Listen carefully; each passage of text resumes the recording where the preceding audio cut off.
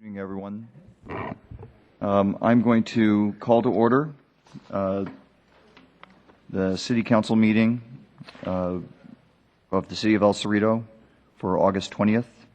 Item 1 is the Pledge of Allegiance to the flag or observation of a moment of silence, your choice. Mayor Pro Tem Abelson will lead us.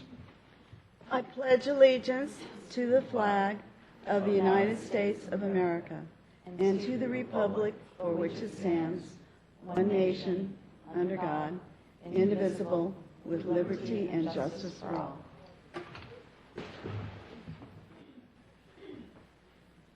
Item 2 is council and staff communications. Does City Manager, do you know of any staff communications today? I'm going to start on my right. Mr. Friedman, no? Councilmember Benassini. Thank you. I'm happy to make just a couple of announcements. Good evening, everybody. One announcement is that El Cerrito is one of 9 cities that recently adopted a checklist-based solar permitting process.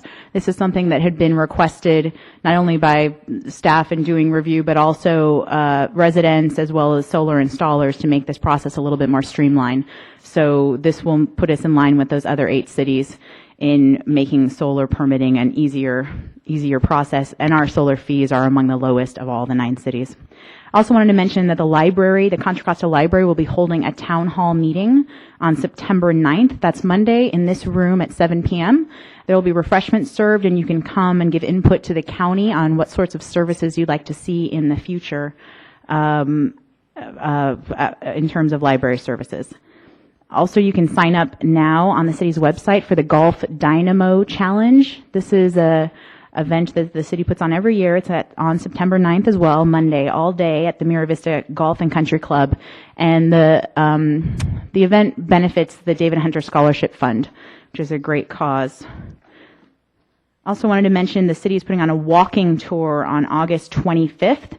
And this is a great chance for residents to come on a walking tour of the northern hills of El Cerrito and to give input on how bicyclist and pedestrian pathways can be improved. And that's also on the city's website, August 25th from 1 to 4. And it includes almost a 3-mile walk, the walking tour. So come with your strollers or your bikes to make it all the way around. Last thing I wanted to mention is that some of El Cerrito firefighters, along with other firefighters from Contra Costa County, were deployed to Stanislaus County to help with fire problems in that area. So I just wanted to recognize their absence and wish them safe journeys and safe firefighting. And that's it for me. Thank you. Councilmember Abelson, any announcements? Not today. Okay. With that, we will move on to item 3. Item 3 is oral communications from the public. This is on items that are not on the agenda or that are on the consent agenda. I do have an announcement that we will be pulling item 5G from the consent calendar for discussion. So if you are here to speak on item 5G, it would not be during this time. We do limit our oral comments to 3 minutes. There is a light panel in front of the podium. Green is go. Yellow is 1 minute left, and red is please stop, or yellow is 1 minute left, right? And red is please stop. With that, are there any public speakers? We have 2 speakers at this time. Tom Panis is the first.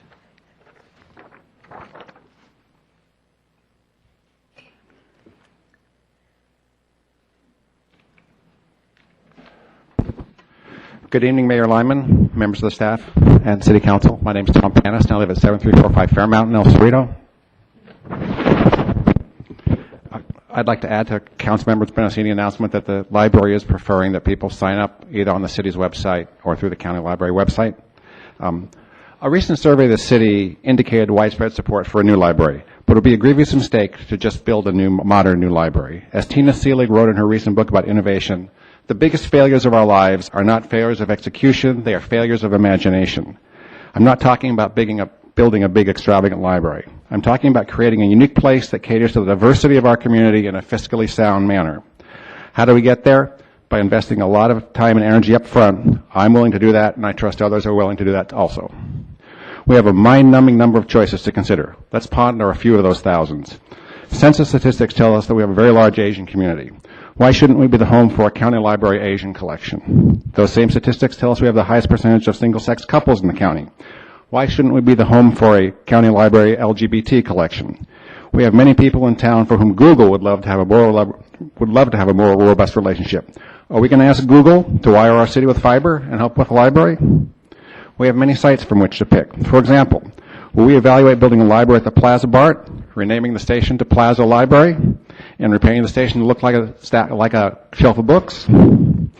We have a town very interested in the arts. Shouldn't our new library include a modest space for literary events? Will non-library services be delivered out of this building? I'm not afraid to discuss these questions with the relevant parties, and I'm not afraid to fail. But let's consider the source. These ideas came from a dull old engineer. In El Cerrito, we could do a whole lot better than that.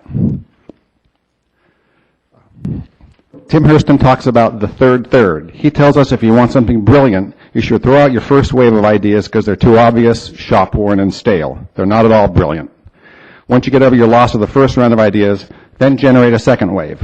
They will be better and more inventive. But the third wave will be the keepers. If we want to create something bigger than ourselves, we have to be willing to be uncomfortable and to entertain new ideas and fringe thinking. An amazing vision will arise if we nurture it. Justin Brady wrote in the Wall Street Journal, real creativity is messy, chaotic, sometimes even disgusting, and reeks of failure, experimentation, and disorganization. In my experience over the years, I know that our city manager and assistant city manager aren't real wild about chaotic, failure, and disorganization. Not that our council members are either. But if we aren't willing to stick out our necks, be truly creative, and embrace failure as a way to a higher goal, if we aren't willing to do the hard work to learn from and convince every person and every organization in this town that this is their library, then we're going to end up with a beautiful new library that might be a failure. Let's break the bounds of conventional thinking and library planning. What kind of future do we want in El Cerrito? As Elvin Kayes wrote, the best way to predict the future is to invent it. Thank you for your time this evening. Ralph Boniello.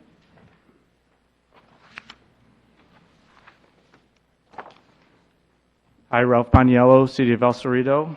Good evening, Mayor and members of the City Council and fellow neighbors. I'm here to announce, I'm a member of Friends of Five Creeks, which is a local watershed conservation organization and creek restoration organization, and I'm here to announce that next Saturday, August 24th at 10 a.m., we're hosting a work party at Cerrito Creek at Hillside Park, or at Creekside Park, which is at the end of Santa Clara Avenue in El Cerrito. And if you haven't been to Creekside Park, it's one of the probably underappreciated gems in El Cerrito. I invite you all to check it out sometime. But we'll be there picking up trash at the park and along the creek and removing some invasive plants there. And we have a variety of long-term projects going at that site. So I invite anybody who's interested in creek issues in El Cerrito to come join us. Again, that's this coming Saturday at 10 a.m. at Creekside Park here in El Cerrito. Thank you. Thank you. We have no presentations this evening. That brings us to item 5, which is adoption of the consent calendar. We have pulled item 5G for discussion. Is there any other items that would like to be pulled? Seeing none, I'm looking for a motion. I move adoption of the other items, which are items 5A through 5F and 5H through and 5H. Second the motion. We have a motion. It's been seconded. All those in favor, please say aye. Aye. Let the record show that it passed unanimously. For item 5G, would Ms. Malikzada please come forward and provide a brief presentation? Item 5G, for those that are following, is authorization for short-term cash loan from Municipal Services Corporation. Good evening, Mayor and Council. I'm Lisa Malikzadeh, the city's finance director. The item you have before you is to consider entering into a loan agreement with the MSC for $575,000. This is a short-term cash loan while we wait for our property tax revenues. It's a no-interest loan, and it will be repaid before the end of the fiscal year. Great, thank you. Any questions for staff? Can I have a motion? Yeah, I move approval of item 5G. Actually, I guess I need to ask if there's any public speakers on this item. I have no request to speak, thank you. We have a motion. Second the motion. It's been seconded. All those in favor, please say aye. Aye. No opposition, no abstentions, or, well, Councilmember Bridges abstains. I'll let the record show that it passed unanimously. All right. That brings us to item 6. Tonight, the City Council will hear an appeal to the City Council by Chong Jin Lee, Dinah, and I apologize, Diana, for mispronouncing your name, in Chauspe, William Fingato, Richard and Pauline Lee, and David Zemanek, of the Planning Commission's approval of a conditional use permit to allow a wireless telecommunications facility near 851 Seaview Drive. First, would the council like to disclose any communications related to this appeal that took place outside of this meeting that you want to make sure is in the public record? I would. Just a couple of communications to relay. I received several detailed emails along with all of the emails we received just from folks voicing their opposition or approval of the project. But I did receive some detailed emails, one from Chong Jin Lee, one of the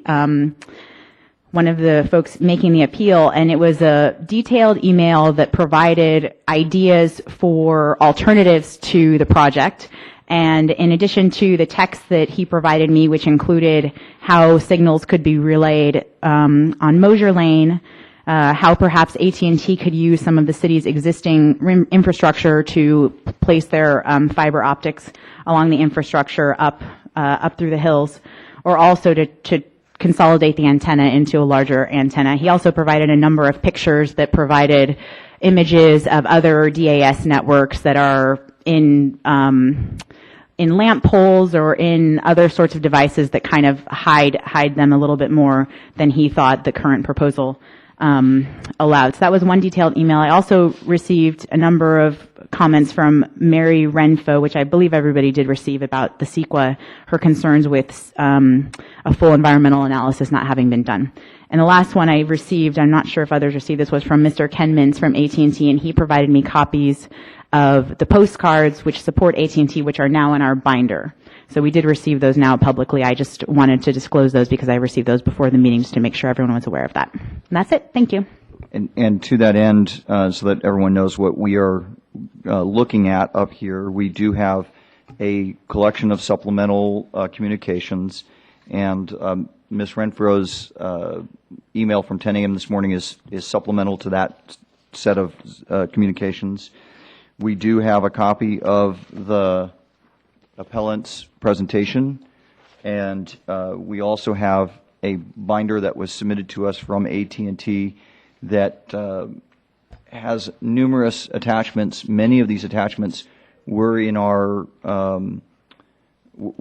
the package that was delivered to the public, but we will be asking AT&T to at least go through some of the new additions that they've made. And if I can mention, the binder is in the front if anybody wants to review it now. And so I'd like to take an opportunity to outline the process for this evening's public hearing. First of all, I want to thank everyone for coming. That's very important that you guys are here to participate in the community process.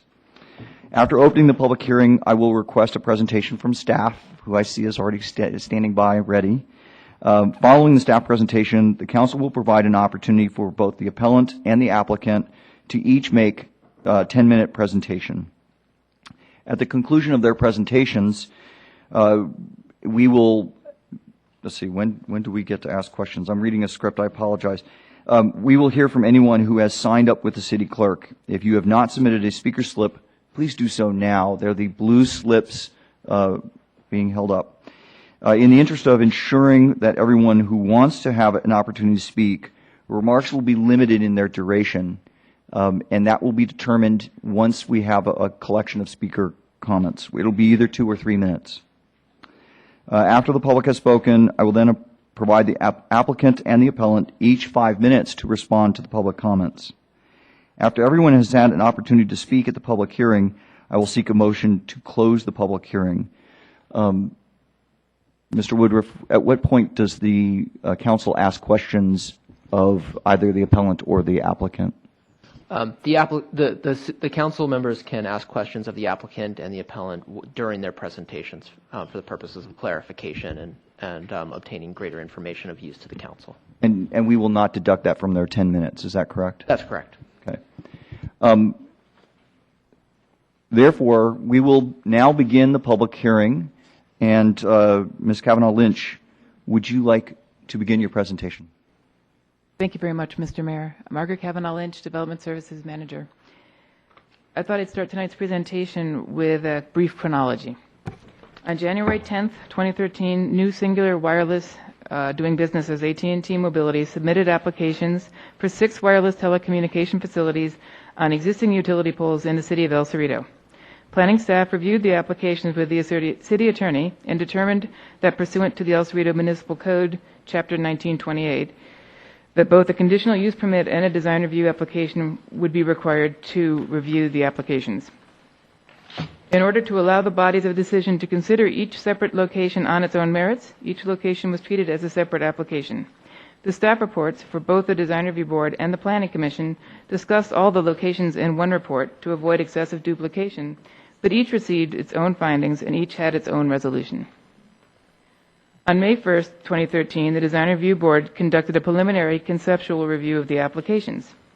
The El Cerrito zoning ordinance specifies that applications which require both Planning Commission and Design Review Board consideration must first be presented to the Design Review Board for preliminary conceptual review. At this meeting, the board doesn't make a formal decision or recommendation, but rather gives comments that are forwarded to the Planning Commission for use in their consideration of the project. On May 13th, 2013, the applicant withdrew one application for its wireless telecommunications facility. On June 19th, the Planning Commission held a public hearing, took public testimony, and after a thorough consideration of the facts and evidence and the comments received, acted to approve each of the 5 applications. In each case, the Planning Commission made all the findings required in 2 different sections of the El Cerrito Municipal Code. So one under the general use permit findings that are required for any use permit considered in the city of El Cerrito, and a separate set of findings that are specific to telecommunication facilities in what we call the section of the code of 19.28. On July 1st, the Planning Commission approval of the application near 851 Seaview Drive was appealed to the City Council by the list of appellants stated by the mayor previous to this. Although not part of consideration for the appeal itself, it should be noted that on August 7th, 2013, the Design Review Board held a public hearing and took public testimony, and after their thorough consideration of the facts, acted to deny the design review approval of the other 4 applications. So not necessarily germane to this appeal, but just to be clear that that has occurred prior to this hearing date.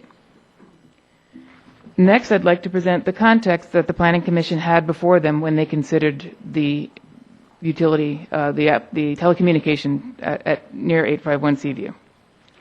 First and foremost, as most of you are aware, there is the Federal Telecommunications Act.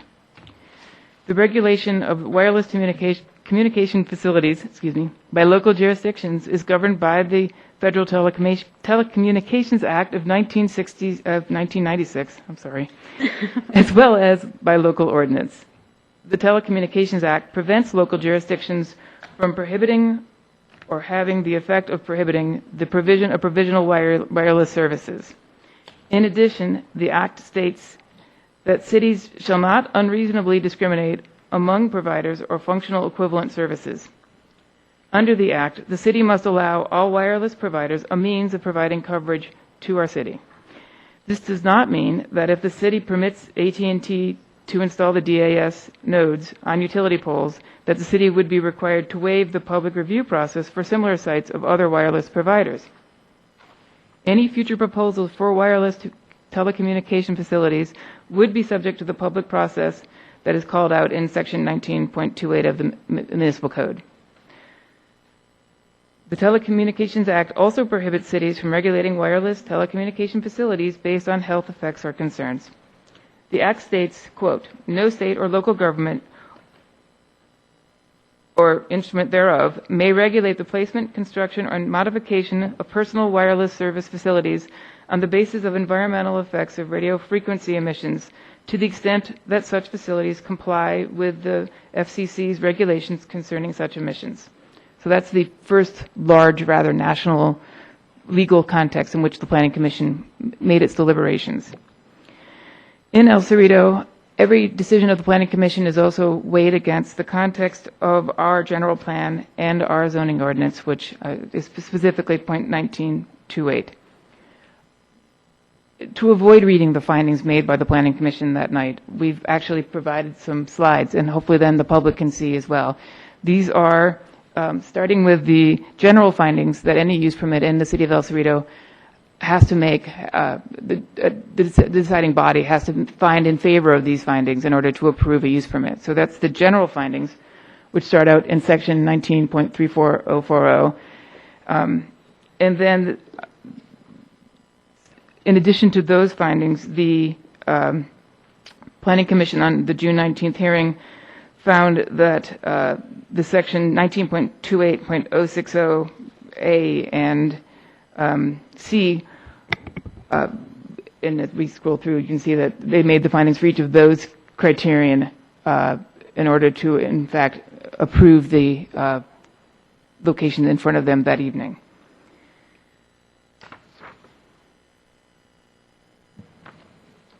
So that sets the discussion that went before the Planning Commission. Now I'd like to present the specific project that's under appeal before you this evening.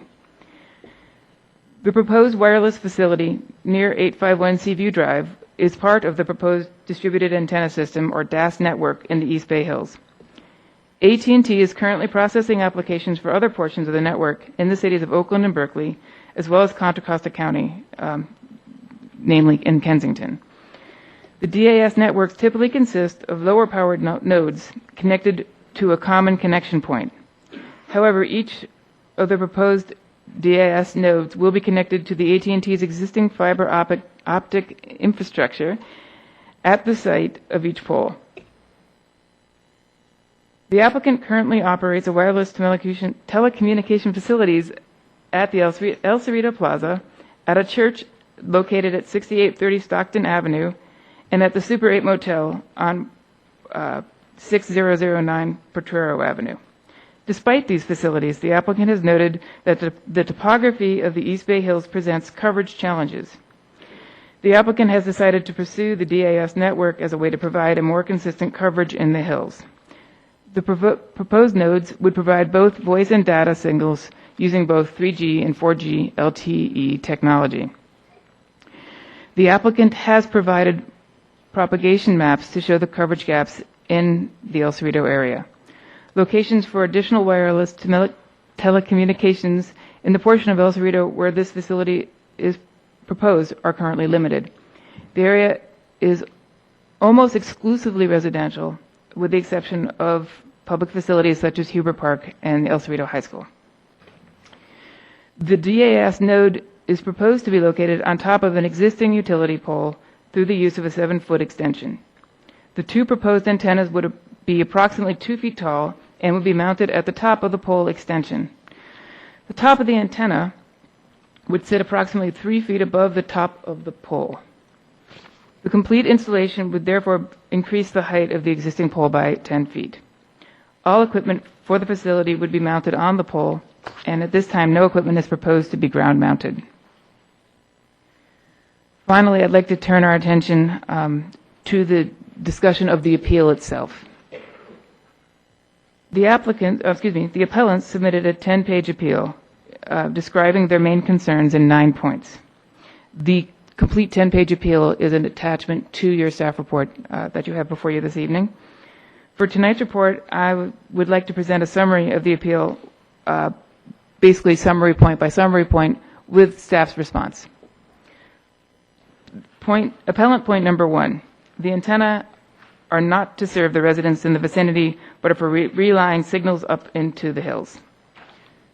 City of El Cerrito staff must rely on the applicant to respond to technical discussion points. The applicant has informed the staff that although AT&T is seeking to deploy the DAS across a large portion of the East Bay Hills, Each node would function as an independent site, providing wireless coverage to the immediate area. The proposed nodes do allow calls from moving vehicles in transition from one facility to another, just as the macro installations do. Appellant points 2 and 3, they really build on the same issue. Point 2 was, alternative installation methods are available and AT&T is aware of them. And 3, AT&T Singular should pursue relaying signals from the closest optic fiber base station and the most direct route up the hills through less densely populated areas using the half-mass installation method. Staff response, the applicant is responsible again for submitting the most suitable installations to fulfill the needs of their particular telecommunication company's need to serve the clients of our city. And as part of the initial review of any wireless telecommunication application, staff discusses each application with applicants to identify the least intrusive method of constructing any of their proposed installations. To that end, there are many telecommunication installation sites throughout the city that are invisible to the public. In support of that policy, the zoning ordinance establishes a much simpler, non-discretionary process for applications that are not visible, or as you see in the municipal code, we call the stealth locations. Things that can appear inside existing church towers, for example, don't require this level of review.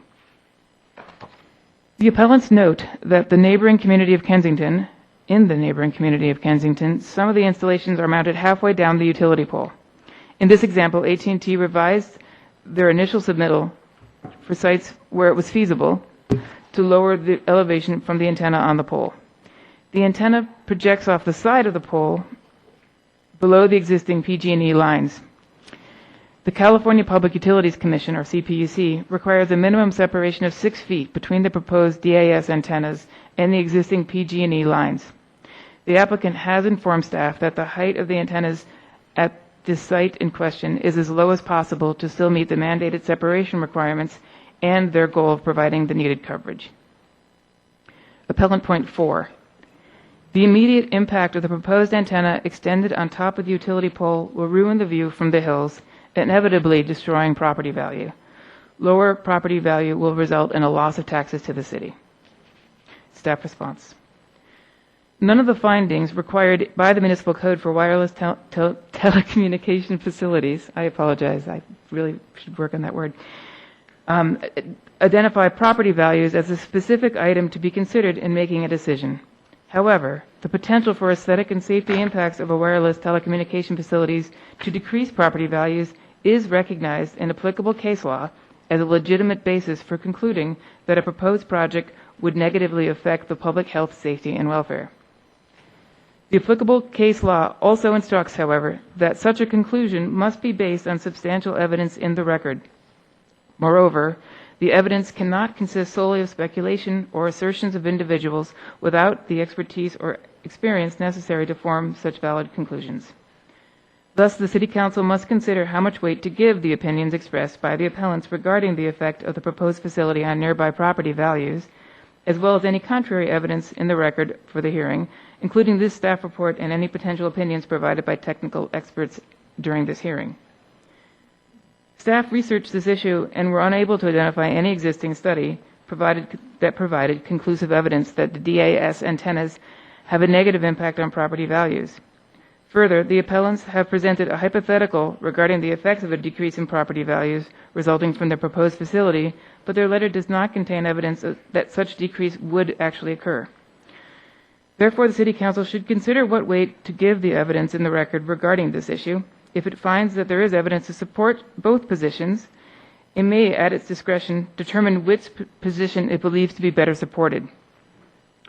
If the City Council bases its decision in part on this issue, the Council must identify the evidence in the record to support its conclusion and explain the, quote, really the analytical bridge that connects the evidence to the conclusion that it can or cannot make the necessary findings.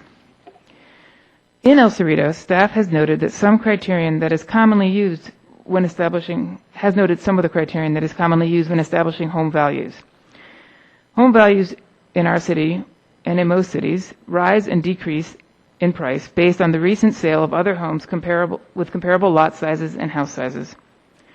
Other items that appear to impact housing prices include the reputation of the school districts, the views, the walkability or connectivity of local amenities, and crime statistics.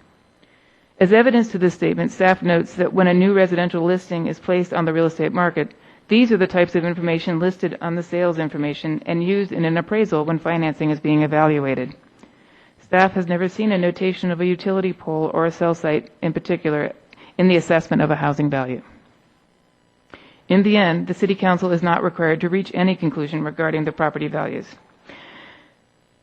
It may base its decision on whether there is substantial evidence in the record regarding other issues that support the City Council's ability to make or not make the findings for the proposed facility.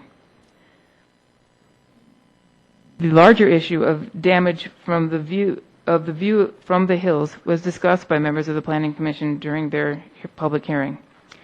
It was noted in the meeting that many commissioners, as well as the staff, had visited the utility pole near 851 Seaview and had felt while the installation was not visually pleasing, it did not appear to be substantially blocking the view of any dwelling. However, no commission member or staff person had the opportunity to view the pole from inside the adjacent residences. Appellate points 5 and 9. The Kensington Planning Commission has denied the applications as of February 2013. As a result, Singular has now reduced its plan to install antenna in Kensington.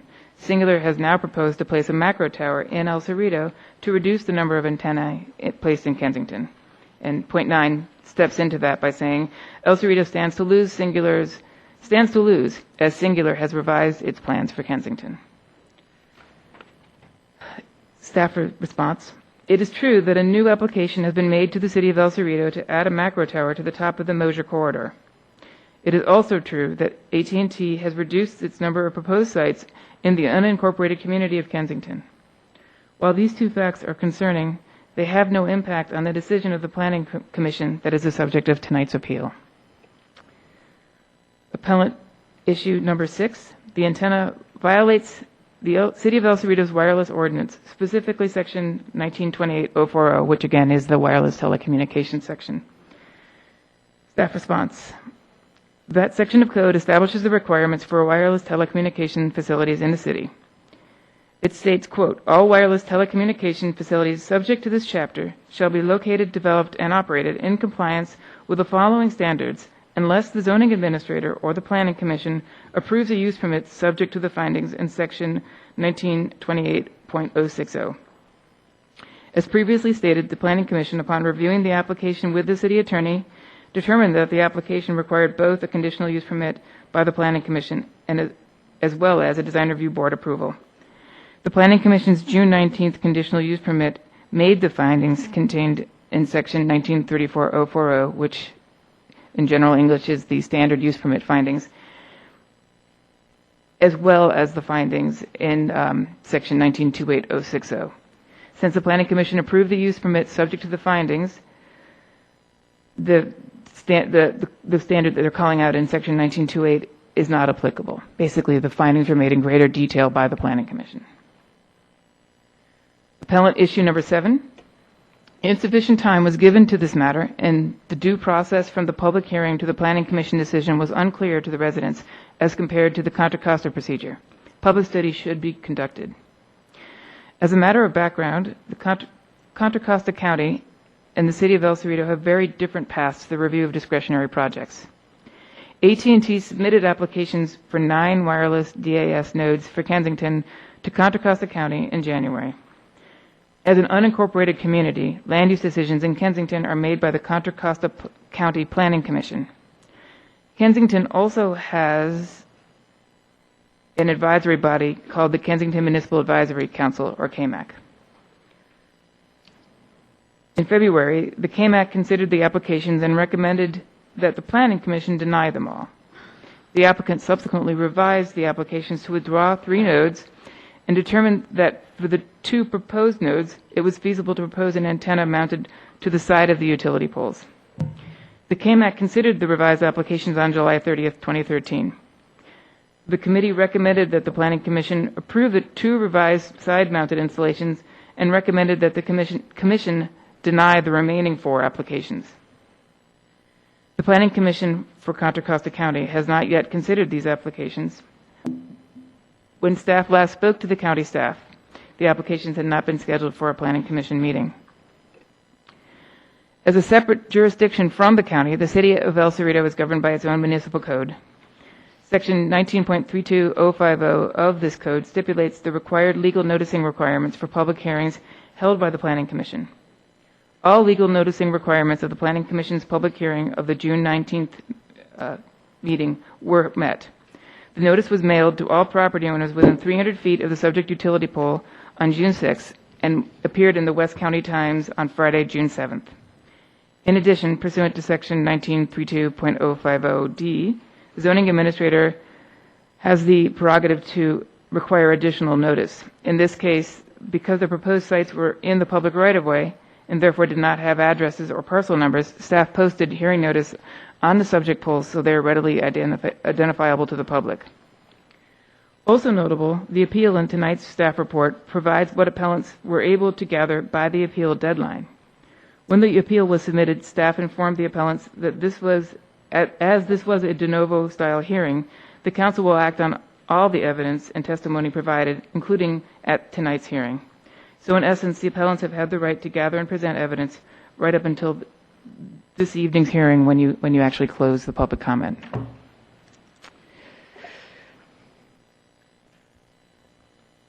We have only one more appellant point and then a conclusion, so thank you for bearing with me. Appellant point number 8. Most families are concerned with electromagnetic field. The antenna will stand as a constant reminder of EMF. It will create a tremendous mental stress to the families. We included a signed petition of 28 families in the vicinity. Staff response. It is not unusual that members of the public have concerns regarding the possible health effects of wireless communication equipment. However, as stated earlier, the Telecommunications Act prohibits cities from regulating wireless telecommunication facilities based on health effects or concerns. Finally, although not part of the formal appeal, staff received comments regarding the possible improper use of the categorical exemption to CEQA. Staff felt that adding this discussion to the appeal report might assist the council members in their deliberations this evening. The basis of the charge that staff has heard is that the project has been piecemealed by the city and the applicant. Since the city processed 5 applications for wireless devices at the same time, the charge maintains that all the devices should have been considered as part of an overall project for CEQA purposes. Staff also believes that this line of questioning is related to a possible concern of the cumulative effects of these applications and the fact that consideration is being ignored.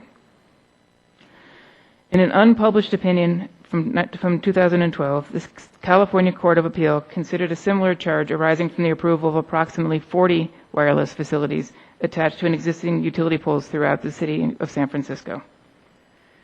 Because the decision is unpublished, it is not citable as a precedent, but the facts are similar to the current matter, and therefore the ruling is instructive for the council this evening.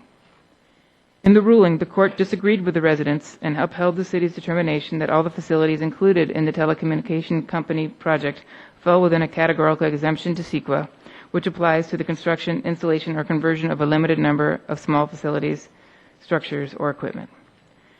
Further, when a project is categorically exempt, the court confirmed no environmental review is necessary and the project may proceed without any CEQA analysis or compliance whatsoever. Finally, the court acknowledged that the exemption must be denied if a fair argument can be made that the cumulative impact of the successive installations of the same type in same place will result in a significant adverse environmental impact. However, the court concluded, unless there is a fair argument that future installations will be located within the sensory range of the other similar equipment, the categorical exemption here is not negated by the cumulative impact exemption. Staff does not believe that there is evidence in the record to support such an argument.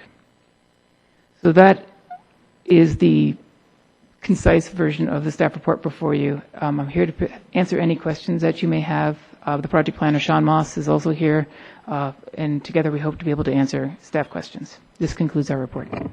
Thank you very much. Councilmember Friedman, any questions for staff? Not at this time. Councilmember Bennessy? I'll just ask one at this time. Thank you, Margaret. Can you talk about the process the staff went through to determine whether or not the plans proposed by AT&T would pose a potential danger on the utility poles in the event of an earthquake, or what process will be gone through once they're installed, if they are to be installed? Certainly. In this case, the utility poles are the property of PG&E, and at an entitlement level, we don't discuss structural analysis of existing poles. However, anything added to a PG&E utility pole comes with PG&E being the party that is responsible for making sure they are safely attached and as earthquake sound, excuse me, as the utility poles are currently. Okay, thank you. Councilmember Abelson, any questions for staff? I was just looking, I have some questions. I was just trying to figure out who the right party is to ask them of. Maybe I'll try you out first, if that's okay, and That's you can fine. tell me if you're not the right one. The first one I had was I was trying to understand the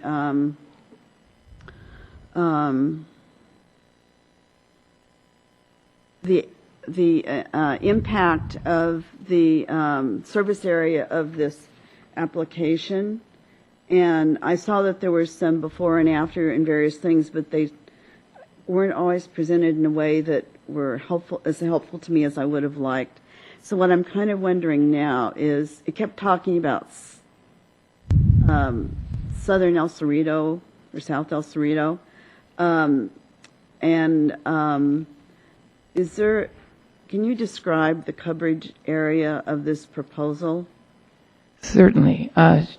Sean, would you mind pulling up the propagation map for that? Sure.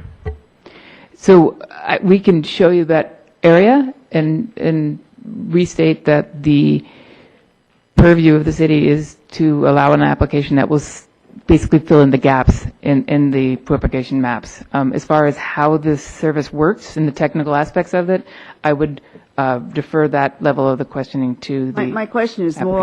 more, what is the area of this what area is it covering exactly? Because it was kind of hard, it was hard to read the maps, actually. I agree. And So maybe we can dim the lights and so we can see the slides a little better, and then I can try to explain the propagation maps. Okay. So these are the three propagation maps that the applicant submitted as part of their application. The first is a map showing their existing wireless coverage. The stars on the map denote the locations of the proposed DAS nodes. You'll see that the city limits are shown sort of in red or orangish color on the map. These stars show all of their proposed nodes in the East Bay Hills, so it's a little bit. Can you please use the mouse to indicate some of the things that you are highlighting? Right. Thank you. Yes. So This is even less readable than a piece of paper, I think. But what I'm kind of wondering is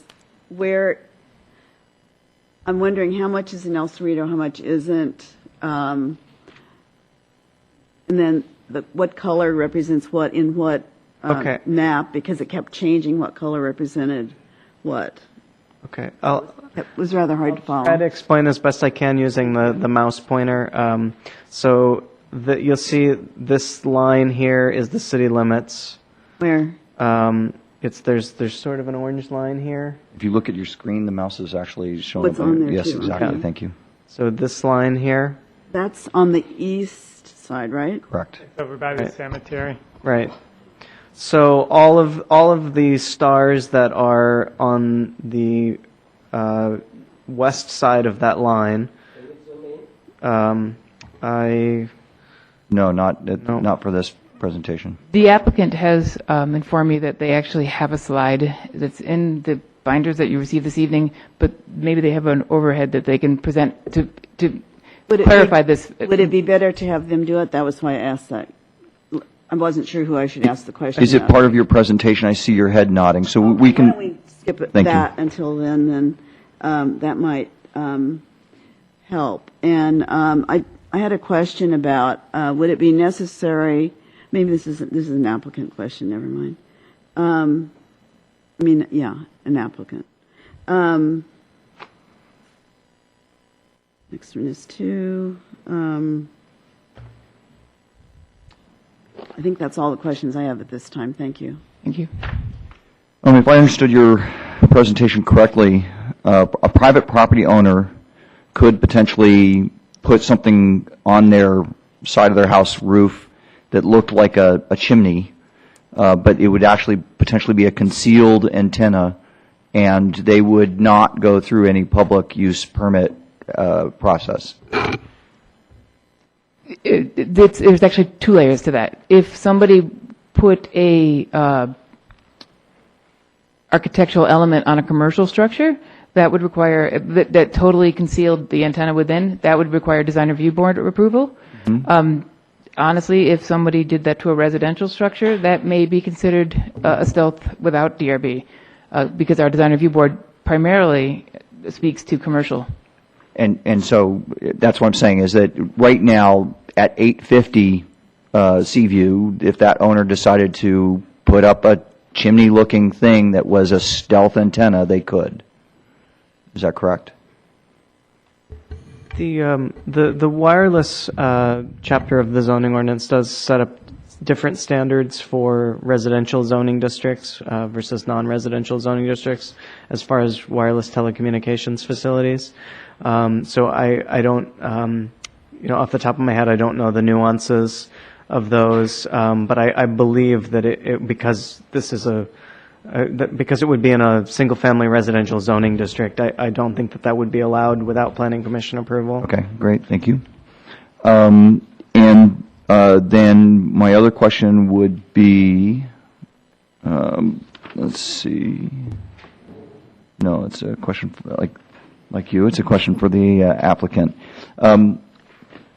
With that, I'd like to move on with the public hearing if we can.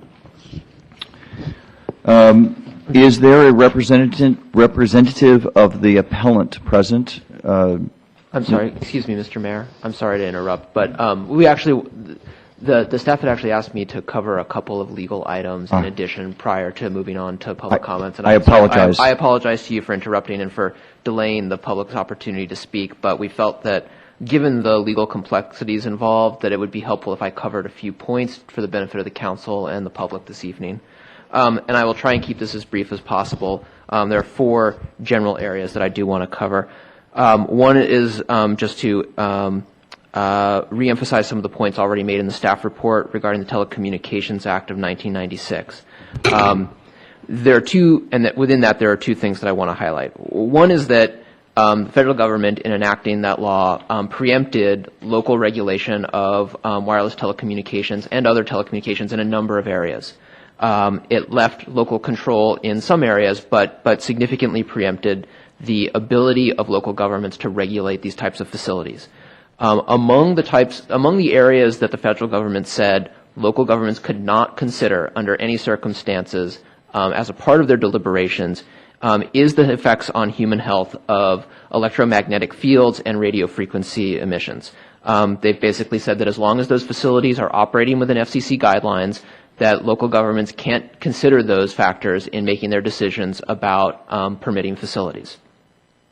Additionally, what the courts have said in interpreting that provision of the law is that EMF, and I'm going to end up using EMF and RF interchangeably just as a matter of discussion, but what the courts have said is that EMF can't be used as that other factors that local government can normally use to make decisions about land use issues can't be proxies for EMF. In other words, if residents express a concern about the effects of EMF on property values, if local regulations allow for the consideration of property values as a general welfare item in making a decision, the local government can't use those property value factors in making their decisions when they're really acting as a proxy for EMF considerations. The other thing that I want to touch upon regarding the Telecommunications Act is not exactly about what local government can't do, but about what the intent of the law is and how that bears on the council's deliberations tonight. one of the primary motivations of the law was to enhance competitiveness among telecommunications companies. The federal government believing that greater competition would result in benefits to consumers in pricing and scope of services. But in attempting to ensure that telecommunications companies were able to compete, one of the things that the federal government attempted to do was to limit the ability of local government to discriminate among providers. And one of the things that they found to be potentially discriminatory is to prevent wireless telecommunications providers from filling gaps in their coverage when their competitors were potentially already providing service in that area. And so the way the Telecommunications Act is written, it is potentially discrimination against an applicant, wireless telecommunications provider, to deny a proposal to fill a gap in coverage when the applicant can demonstrate that such a coverage gap exists, that the proposal will fill that gap, and that it's the least intrusive means of doing so. So those are all factors that the applicant bears the burden of demonstrating for the most part. I don't want to get into the technicalities of all this, but basically that's the structure of it. And I also, and I'm sorry, I skipped over one subpoint that I wanted to make regarding the EMF considerations, and that's that, as I did mention, local government can't consider those as long as the proposed facilities are operating within FCC guidelines. Local governments can require regular reporting to demonstrate that approved facilities are in fact operating within those guidelines. The next area that I wanted to touch on regards the process for this hearing, so that both the council and the public have an understanding of what you're doing tonight. This type of hearing is referred to in something that lawyers love, which is Latin. It's called a de novo hearing, which basically means that the council isn't just reviewing the decision that the Planning Commission reached to determine whether or not it committed error. Basically, all of the issues in the appeal are before the council tonight, and all of the evidence that's submitted is available to you to review in making that determination. However, even though it's de novo, the scope of the hearing is limited to what the appellants actually raise on appeal. So even though the Planning Commission heard 5 applications together, the appellants chose to appeal only one of those, the one that's in front of you tonight, and so the other approved facilities are not part of the appeal tonight because they were not raised by the appellants. Additionally, in reaching a decision, the City Council has to base its determinations on the evidence that is in the record. That includes the written materials that were provided to you in the staff report, anything that's provided to you tonight during the public hearing, and the oral comments that are provided. In reaching your determination, it has to be based on substantial evidence in the record. And what the courts have said as a rough definition, substantial evidence is more than a mere scintilla, but it is less than a preponderance. Within that range, it is not precise, but within that range is all that's required. And finally, as was mentioned in the staff report, you have a series of findings that you are required to make. While the Planning Commission resolution and the resolution in front of you lay out a series of explanations for how the evidence that was in the record at the time the resolution was written would bridge the gap between the facts and the required findings. If you want to either reject the staff recommendation or make some other determination, or just to, in essence, decide that you can't make some of the required findings, you need to be able to explain how there is an insufficient evidence in the record for you to do that. Alternatively, if you wish to alter any of the findings, you need to be able to explain how the evidence in the record supports that altered finding. Very briefly, because I know that there have been some questions raised about it, as some of the City Council members will recall, there was a moratorium on the issuance of some wireless telecommunications facility permits in the city for 2 years.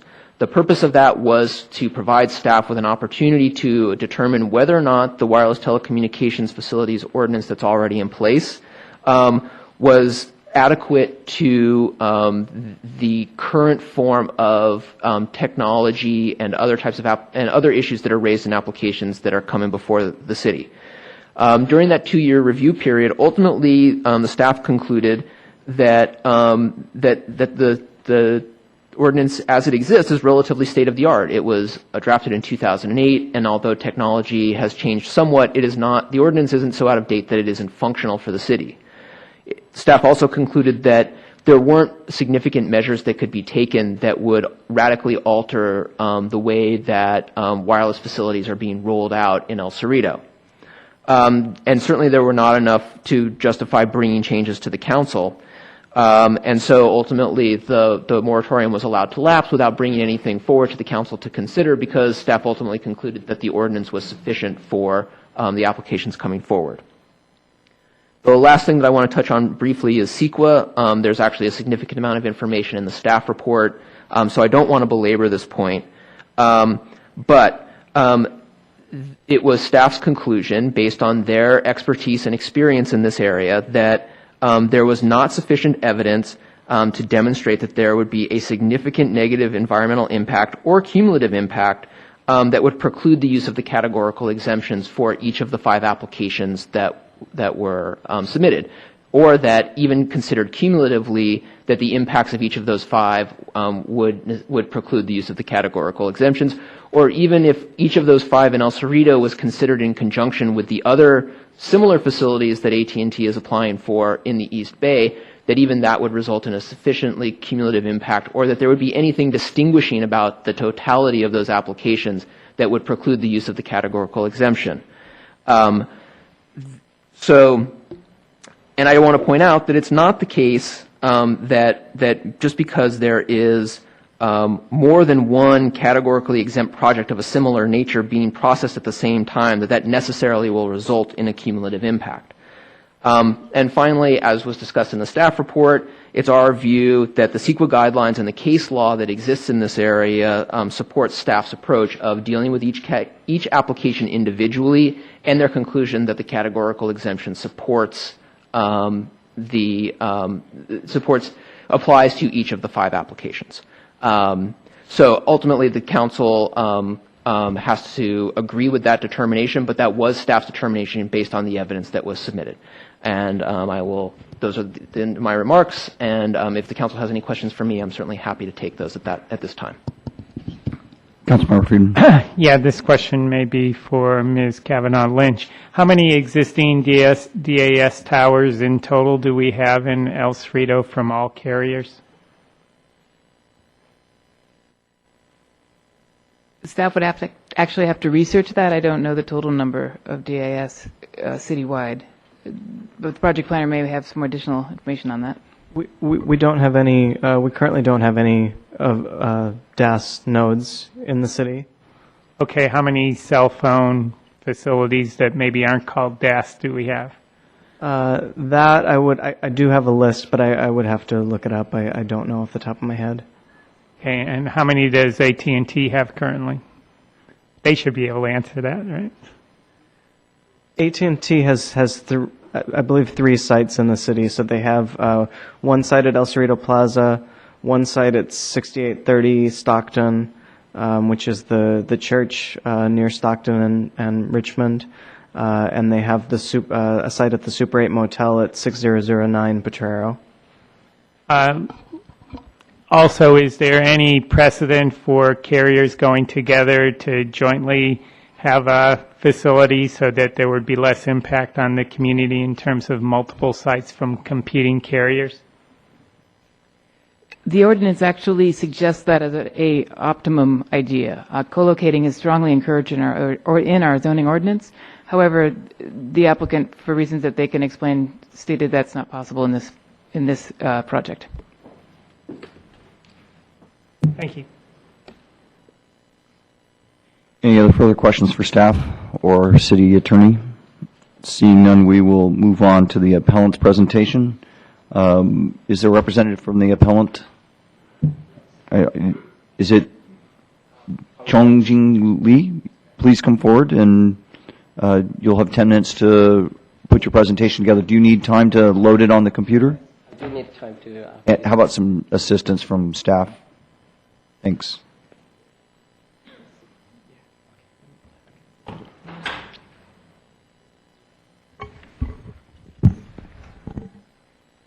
weird PowerPoint.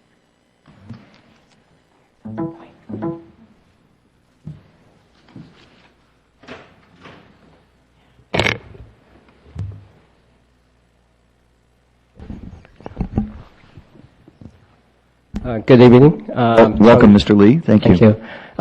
Chongjin Lee of 831 Seaview Drive. I'm here to hopefully grant our appeal.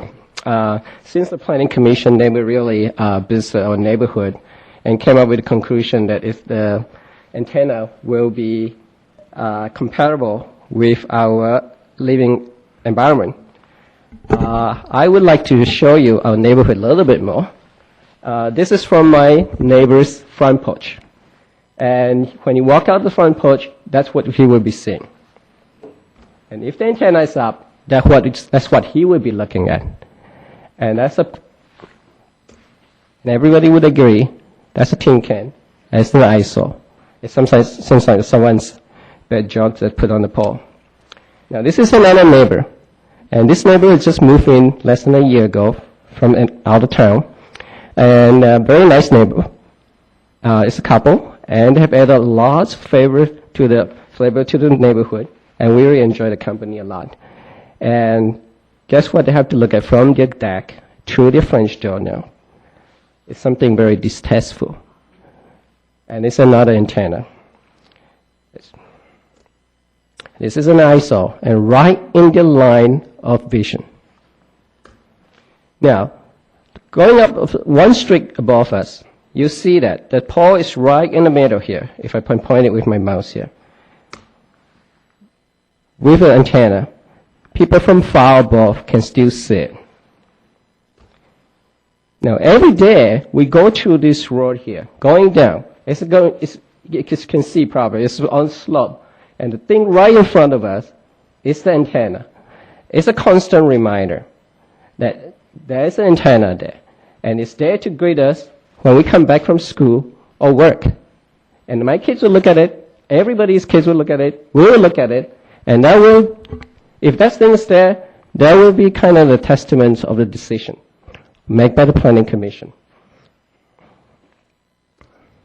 Now, as you know the topology of El Cerrito Hills, no matter where you walk, you see a pole that is really standing up, and that's the kind of pole that AT&T look for, because there's clear lines of sight. I call them the outstanding poles. This outstanding pole can be seen from far, and everywhere, up or down, left or right, wherever you're coming from, you can see them. And with 10 feet above those outstanding poles, I can guarantee you them, they're very obvious. Now, the design review board rightly rejected the 4 other antennas, and I think they really have narrowed down that it's just visual clutter, and we cannot agree more. Now, the visual impact is made worse by the topography. Because topography of this area is hilly, the antenna operates by lines of sight. And this means that this giant pole will always be in someone's line of sight as well. And this is cumulative. This is a visual impact. It's an environmental stress.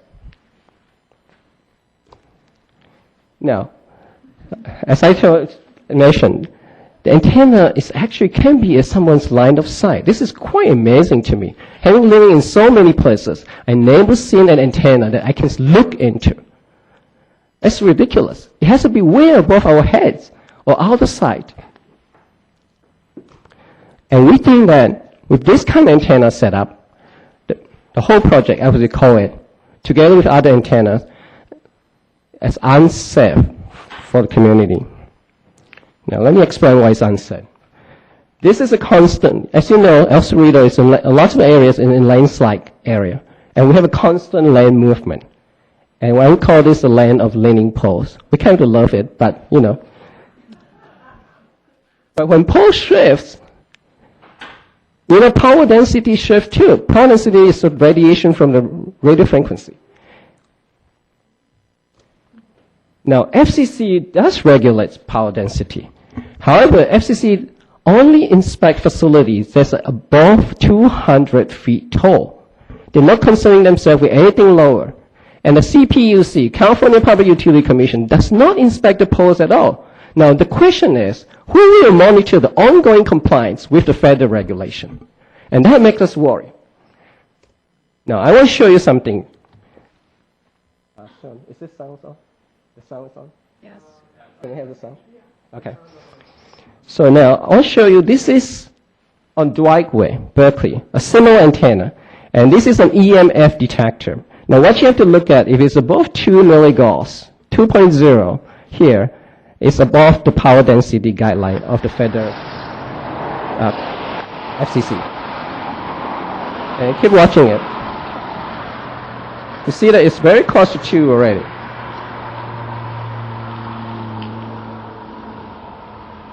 And that's the antenna. Let me move around a little bit. Yeah, there you go. See, we see here the 2 there. Now it's 3.7, 4.0, 3.8, 3.7. And that is 3.7, roughly put it 4. It's not twice. The EMF in milligauss is twice of 2.0, but it doesn't mean it's twice. In terms of power density, that's about 4.5 times of FCC limit. Now let's bring it closer to home. Stockton, the Chinese church. Oops, excuse me. Wow. It's already started with 2.3. Now it's getting 2.6, 2.8, 2.7, 2.6. This is ridiculous. Now this can be, this so-called hotspot can well be somebody standing there. It can be somebody's bedroom with a baby sleeping in it. It can be some elderly with pacemaker walking through and not knowing, stopping there, talking to a friend. And this has no visual warning. Now, another thing is that, as you recall, this is called DAS antenna, Distributed Antenna System. It's a system. It cannot be prosecuted, it cannot be processed as one single antenna. It's a big project, all interlinked, and they have cumulative effect. Why? Because they relay signal to each other. And the large houses in El Cerrito, if not in the 1,000, will be under the line of sight of all these telecommunication relaying signal. Now, this disguises by having separate application, they disguise the impacts of the whole project, and the applicant submitted separate application for each antenna. This is improper piecemealing under state law. The project is of all the antenna and should not be analyzed for its visual hazardness, and should be analyzed for its visual hazardness and other impacts. And project alternative, including a no project alternative, should have been done before its CEQA exam. Now, we think that antenna are necessary. We live there. We know. And there should be better evidence of a single significant gap in El Cerrito residential area, because we already have a lot of options. Now, AT&T have this propagation map. And actually, by the way, kind of changing a little bit there when they keep tracking it. Now, they say that there is a gap. They have to prove it. You know, I don't know whether I should listen to them or not. Why? Because on their website, they said they have good coverage already. They have 4G coverage. I mean, it's from the same company. Now, which one should I listen to? If I even choose to listen to AT&T, which one should I listen to? That's ridiculous. We need a solid proof from a third-party independent study before we can accept this. And the city is not able to, at this time, to adopt a moratorium, as I understand, because of its prior moratorium expired. And this does not mean the city must approve the project, by all means. The project is ugly, it's unsafe, as I've shown you, and we therefore urge the city, first, to grant an appeal and deny the antenna located on 851 Seaview Drive, as well as other antenna that might be still pending in the project. Now, employ an independent third-party consultant with the full knowledge of the residents to conduct studies on alleged signal gaps, alternative for designated location. This is what we really would love, out of the residential area, and to craft the most protective ordinance for the residents. Cost of a study, as you are well aware, can be and should be paid by the wireless operators. As we have applicants now, they can pay for it. Now, we should work towards a comprehensive wireless ordinance to control the placements of wireless facilities in the least intrusive designated locations. For co-locations, by the way. For any project that is approved, we have to ensure that, I hope the city will ensure that, ongoing monitoring of the power density, because that is a very, very serious hazard, because we cannot see them. Thank you very much. Thank you, Mr. Lee.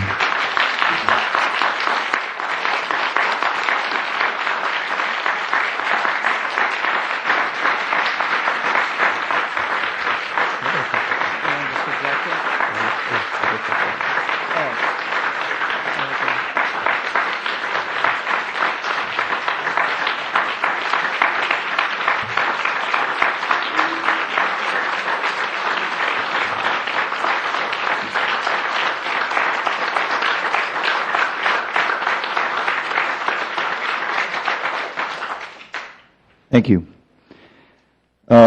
At this time, we would like to have, is Ken Mintz here? Ken from External Affairs for AT&T to have 10 minutes. And Mr. Lee, I want to thank you very much for staying inside your 10 minutes.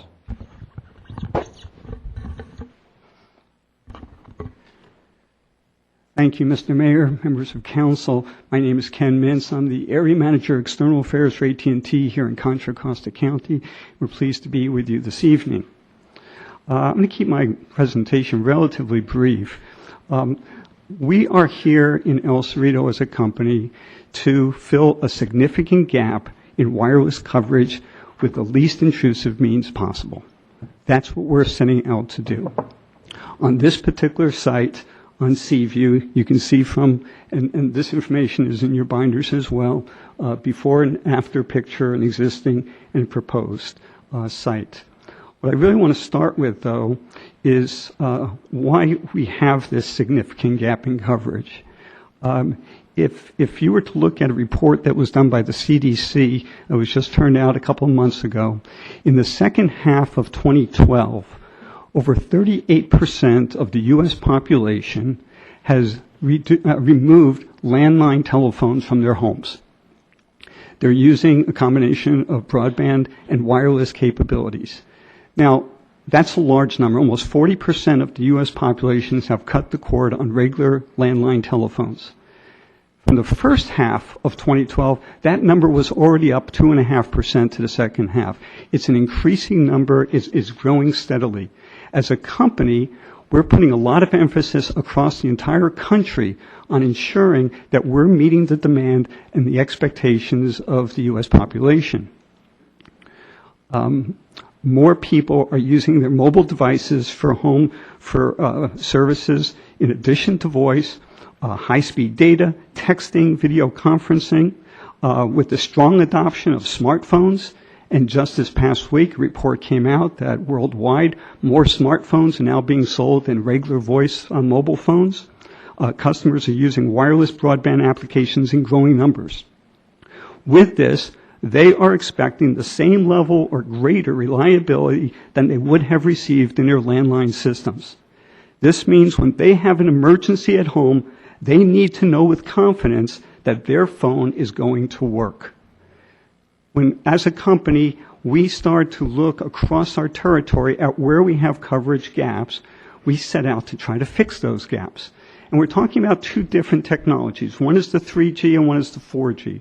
The third generation, UMTS, is what is pretty much prevalent across the country right now. And what you're seeing is a continued growth now in what's known as fourth generation 4G LTE, or long-term evolution technology. Here in El Cerrito, we identified a gap in coverage for 3G service as already exists, as we are also working to deploy 4G LTE technology in the community.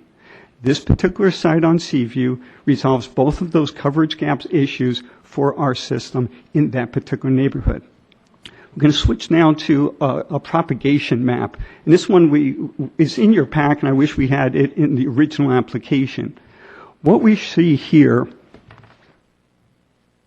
and if you look right there, that's what we refer to as Node 3. That's our site at about 851 Seaview Drive. Now let me explain what we're looking at. The green areas, these are known as in-building service. That is what we're trying to, that's our objective, is to get this whole thing green. That's where you're able to use your telephone from the first floor of an indoor residence or building. If you note, the next area, in transit service, that's when you're out moving about, outside of a building. And then outdoor service, that's just general service. So yes, in our marketing brochures, we're able to demonstrate that we have coverage in El Cerrito. However, we have a significant gap in coverage when it comes to in-house service, the type that people are demanding from us more and more right now. And it's a growing need. So when you look at this particular map, you see that the area right around this proposed site is red. It only has the outdoor service. Now, that does not mean that a resident couldn't pick up their phone and be able to utilize it. It does mean that it's going to be somewhat unreliable indoors. It might work sometimes, but depending upon time of day, depending upon the specifics of where they sit relative to other towers and antennas in the neighborhood, they may or may not get a consistent signal. It also can have to do with time of day. When the time of day is other people are using a lot of the broadband portion of this network, they may have much more difficulty making a call. Now, if you look at what happens when we apply just this Node 3, we now turn this area from red to green. I would just point out that unlike what was stated in the appellant's documents, this is not an area, we're not putting something into this neighborhood to cover some other area. We're talking about the specific several block neighborhood surrounding this particular pole. That's the area that we are focusing on. Our other applications are doing similar things in other communities and other neighborhoods. But specific to Node 3, it goes from the red to the green right around that particular neighborhood. Now, in getting there, how do we identify the need? We determine using industry standard propagation tools to identify areas in the network where signal strength is too weak to provide reliable in-building service quality. The information is developed by many sources. It's very complex engineering, but it includes terrain and cluster databases, which simulate the environment. And then propagation models are used to simulate the signal strength given those terrain and cluster variations. Now, how do we choose this particular site? We had a comprehensive alternative analysis that looked at a number of sites within this specific neighborhood to see what worked best from an engineering standpoint, from a structural standpoint on particular poles, as well as aesthetic issues. What we found was, and it's in your report as well, a number of alternative sites that we found were not viable. Because either it did not provide the engineering support from a propagation map perspective. We did find visual impacts, greater visual impacts at all of these other sites. And there were also issues with particular telephone poles or utility poles. Depending upon the amount of use on that pole by PG&E and others, there has to be a safe climbing zone on those poles. There also needs to be clear separation as required by what's known as General Order 95, GO 95 of the CPUC, which sets out the requirements for how poles are used and where things are allowed to be on the poles. There's very specific areas for telephone, for cable, for electrical use. We need to create an area on that pole that provides a safe zone of separation as well as a safe climbing zone. This pole does not have the separation that would allow us to place it lower. If we try to place it lower, we also find there are engineering issues with the propagation of the signal on that particular pole. It has to be at the height that we're referencing here. 7-foot extension, the 2-foot antennas. 2-foot antenna is about this big on top of the pole. It works for this particular pole. We also did look at Mosier. We looked at it from a DAS perspective, a distributed antenna system perspective. What we found was the propagation did not cover this area, which means that if we were to put something on Mosier for this neighborhood, we would require yet another antenna someplace else within this specific neighborhood to close additional gap. We also looked at the possibility of putting what's known as a macro onto Mosier, similar to an application we have higher up on Mosier on Terrace right now. If we were to do that, it covers an area that creates a certain amount of interference between other sites. Because of the topography of El Cerrito, we have to be very careful when we put anything up high on this side of the hill that we don't get interference from other things actually across the bay. And that's the type of issue that we're seeing because of the signal strength of the large macro antennas. We went with DAS in this particular neighborhood because we're looking for a very focused neighborhood level of service because of the topography. If we put on Mosier, there's a big gully right on the side of Mosier. We can't cover into that area as well, and then the next area over. Just some other quick points. On our conditions of approval with the Planning Commission, we identified that if utility poles were to be removed and undergrounded, we would work with the community to reassess how we continue to cover wireless needs. So these would not preclude, this particular site would not preclude future undergrounding of the pole that it sits on. It doesn't make it such that we could never replace that pole now or underground services of other types because we put this antenna on top of the pole. Also, something that gets brought up occasionally is the use of microcells or what's known as FEM2 cells. These are small units that people place in their homes. It runs off of their internal internet service to provide phone services. It's a good product for inside someone's small home, but it's not something that will provide the level of support to cover the neighborhood. So an individual might use that as a supplement to their own individual service within their particular home. But when we're talking about the community, we need this type of system in the neighborhood specifically in order to be able to cover this significant gap.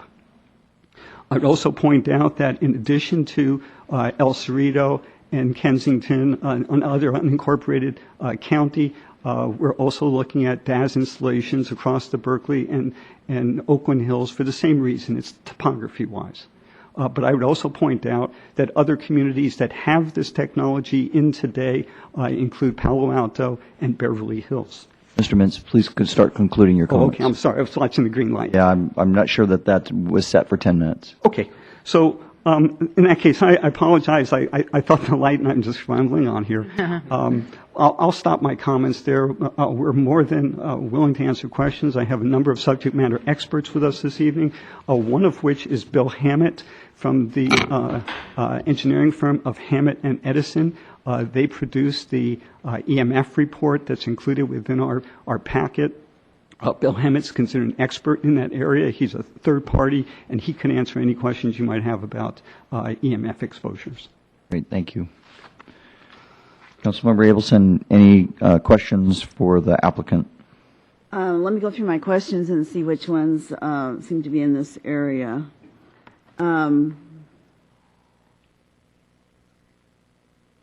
So I'm a little clear from the various pictures that I've seen exactly how large this DIS installation would be. So it would the pole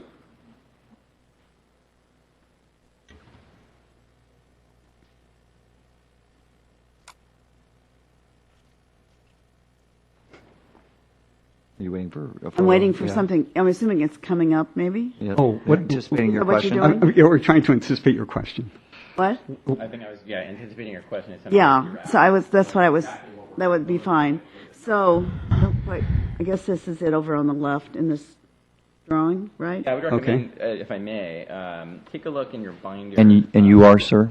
I'm Matt Yurgevich. Oh, okay, I actually would just like it in English, if that's okay. Absolutely. So the pole will just be a vertical upward extension of the, what I think of as a telephone pole, but I believe is a PG&E pole in Correct. this What, case? what we are proposing is, it's a joint use pole. PG&E has specific, it's their pole. However, there are joint uses on that pole, and AT&T Right, is but one anyway, of the those. shape, I'm kind of interested in the shape of it. Sure. So it just vertically extends upward, right? Correct. This adds a 7-foot extension on top of the existing pole. Then you put on it what I'm thinking of as a station, that's the DAS itself, I believe. What you get are, here's little- about the existing top of the pole. So this is an extension of 7 feet. Right, that's just to get the height, and then the The thing that- height away from the electrical wires, that creates our separation as right. required by And then you get up GO95. to the top, and then that's where the DAS is, correct? That's where the antennas are. There are 2 antennas, 2 foot high each. Is that the DAS? Well, it's part of the whole system. So there's an antenna, and then there is ancillary equipment that sits lower on the pole.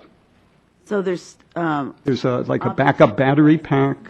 okay, so There's the what subtle is the, I don't know what words you can use to describe it, but like diameter, height of these 2 objects? That's what my real question is. Do you have the specifics? Yes. Did you want to know the dimensions of the antennas themselves?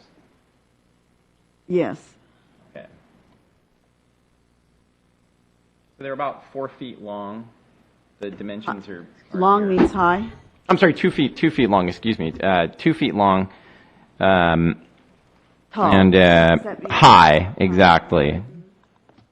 And these are the specific dimensions. About a foot wide and about 10 inches deep.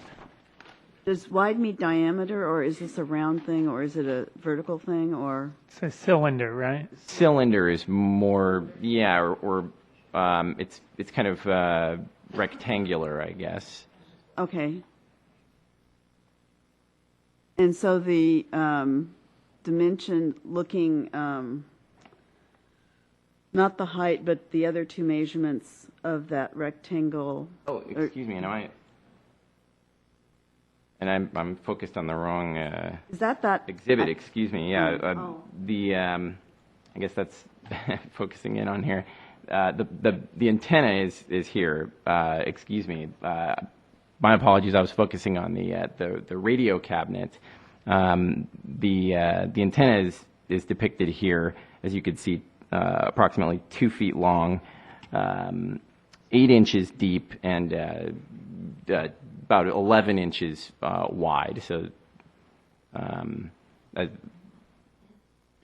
given the approximate dimensions, but was showing the wrong exhibit there. Okay. And that's the object that's at the top of the pole. And then the object that's down the pole? Yeah, the object that's down the pole, we have, this is the radio unit, which is approximately 4 feet long.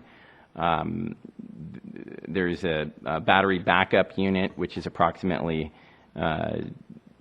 2 feet by 2 feet by 1.5 feet.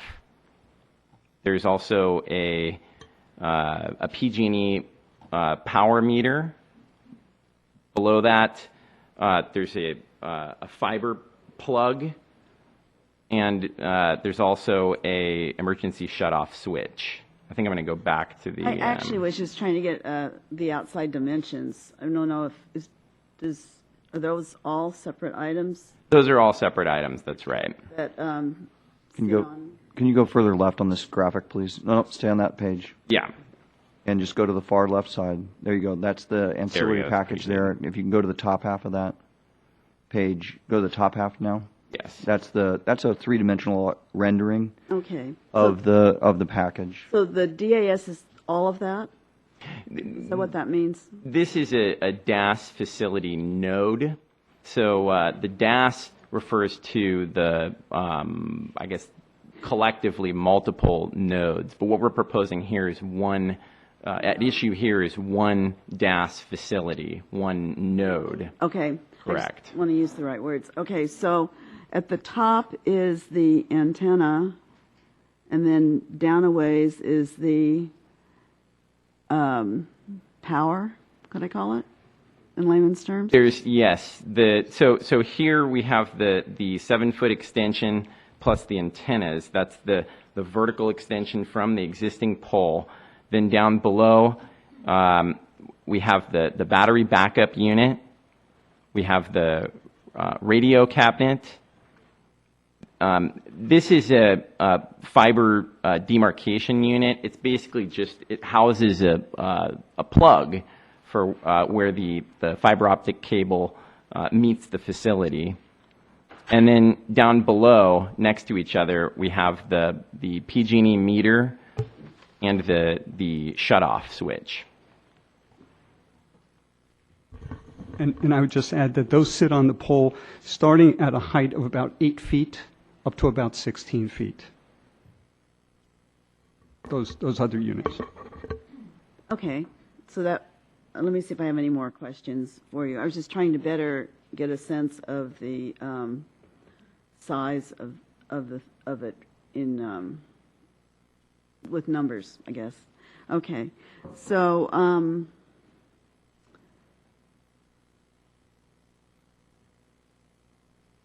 so there wouldn't be any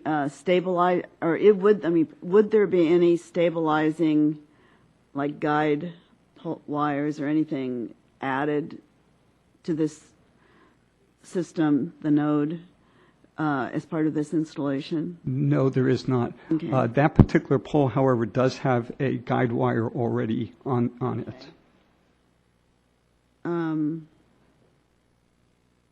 And let's see. You've already answered the next one. Let's see. The next one, let's see. So if the area were decide to underground, and there was funding to do that, then it would just happen, and then you would just take down your equipment and start all over again? It's one of the conditions of approval. Okay. Okay, I just wanted to state it that way. Okay. And I think that those are my questions right now. Thank you. Councilmember Bennessini? Thank you. Thank you for the presentation.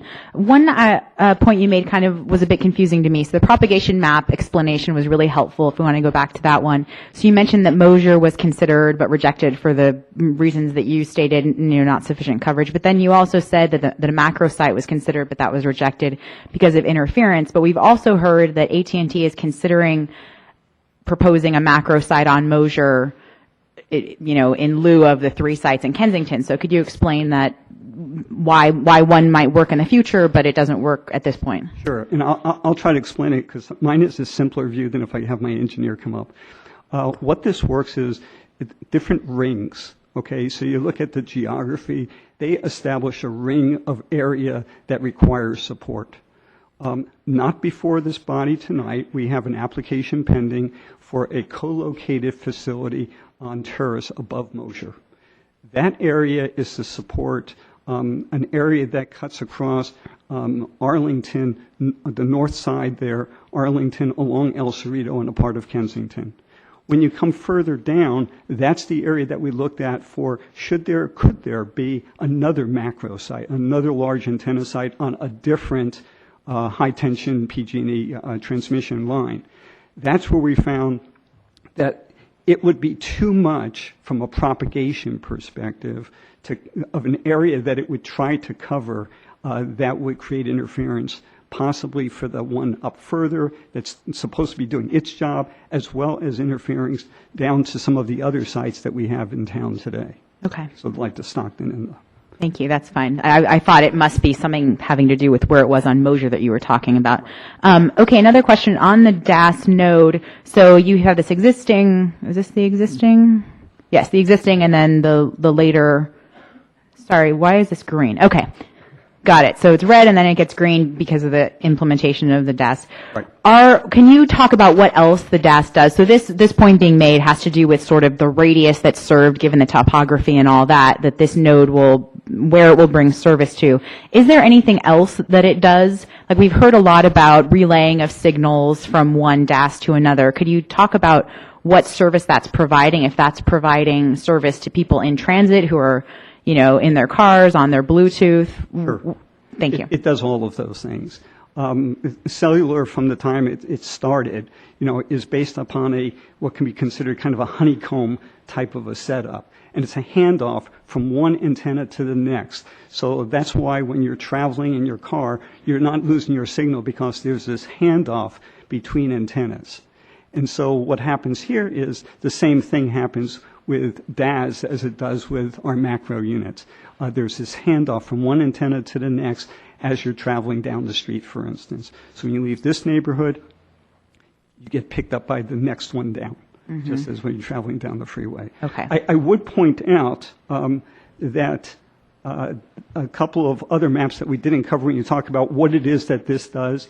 The map before was talking about the 3G service filling the significant gap. The other one that I mentioned was the 4G LTE service. And I just wanted to point out very quickly, here's a map. The in-building service on this particular map for 4G LTE is in the blue. The white is the area that we have a significant gap currently and we're trying to fill. As you can see with node 3, there's a little bit of blue.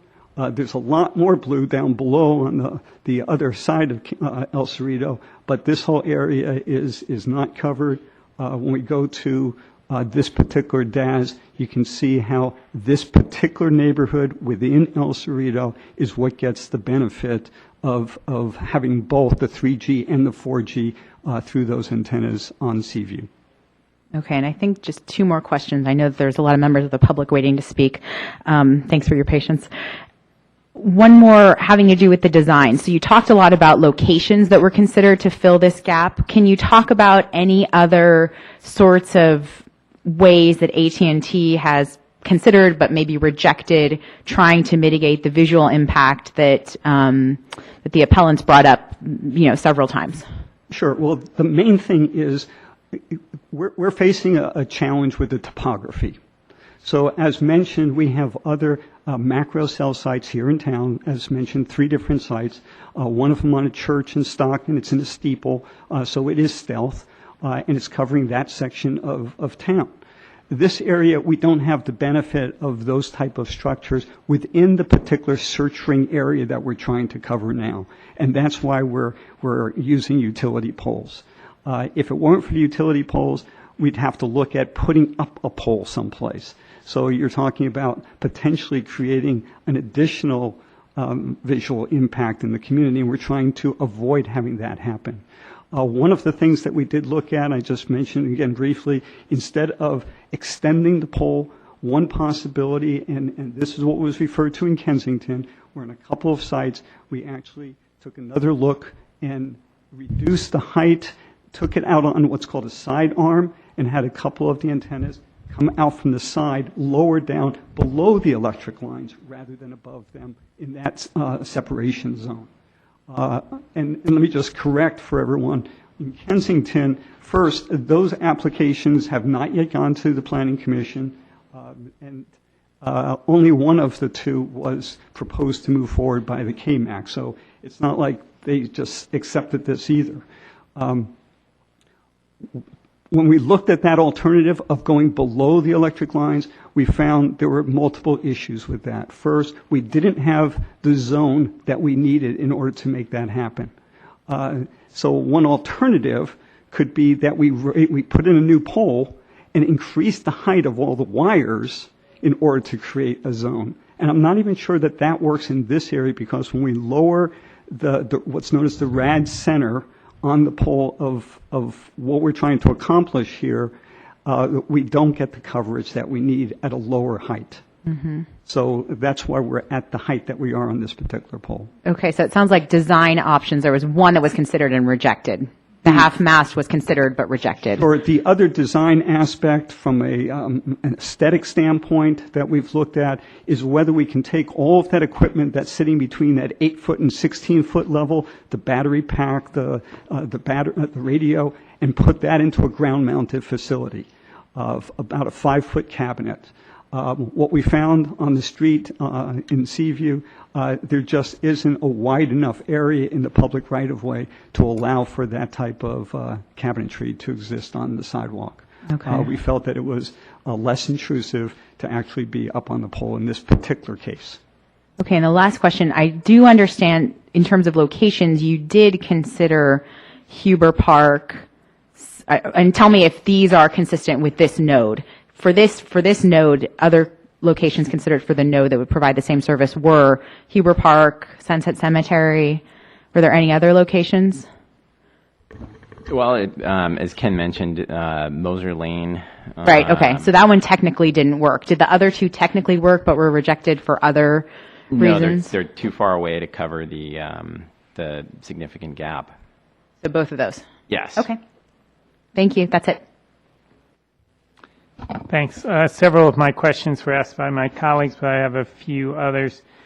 Is this DAS system considered cutting-edge cellular technology? Yes, this is considered state-of-the-art.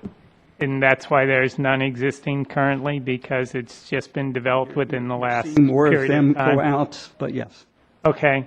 And what happens when the next advance in technology comes? Will these units become obsolete, and would there be a less obtrusive way of delivering that technology? It's hard to figure what is going to be coming next and when next is coming. There are things on a drawing board. You know, the technology is moving smaller and smaller. However, when that would be available and how it would be utilized when available, that's hard to say. We call this ODAS, for Outdoor Distributed Antenna Systems. There's also much more prevalent is indoor DAS, and you find these same units being used in large venues like shopping malls, office buildings, arenas, and this is the technology that lights up those type of areas for large use in a densely populated area. Okay, and I previously asked a question about co-location of other cellular companies, and they said that you would explain why that would not likely work. In this particular case, to fill this specific coverage gap, there are no other alternate sites that would allow for co-location. But if another cellular company were to come to you and PG&E in the future and saying we have a gap in that area also, could they co-locate on this pole? If another utility were to come and ask about it, it would be coming through the city's application process to planning, just like any other application that you would, as a city, have full review and decide. It's unlikely that you're going to have a couple of carriers on a single utility pole, however, just given the size and the dimensions and the requirements under PUC GO 95, the requirements for what can be on a pole, how much you can put on a pole. At the same time, the macro site that we have pending before the city on terrace above Mosier, that's a co-location with a competitor. So where possible, we do. Our Stockton Church site, I understand there's another application pending for another competitor co-locating at that site. So where we can, we definitely look to those first. And how much weight will be added to the pole as a result of this installation if it takes place? I don't have the weights offhand, but these are engineering tested and will stamped drawings, engineering stamped drawings will be submitted for issuance of an encroachment permit. So they're compliant with all structural and engineering requirements. Well, my concern is for seismic activity and also the appellant mentioned that there is a landslide in that area, and I live a few blocks from there, so I know a lot about that. What's that situation with adding that weight to the pole and its structural integrity in the event of shifting ground? Well, we follow the guidelines as established by the PUC in GO 95. They won't allow us to put anything on the pole that is not going to be structurally sound. Could I just ask a follow-up to that one? I remember in your application, you say that you will have a maintenance worker coming out, I don't remember how often, quarterly or something. What will they be? Will they be checking for any structural deficiencies or changes? No, well, it could be that they would do that, but more likely what they are is a technician who is looking to make sure that the unit is operating properly, battery backup is still running efficiently, that type of thing. The pole itself is a PG&E responsibility. My last question is, how many existing or potential customers will this unit impact? I can't say exactly. I can't even estimate. What I can tell you is the area that we look at for DAS covers several square blocks.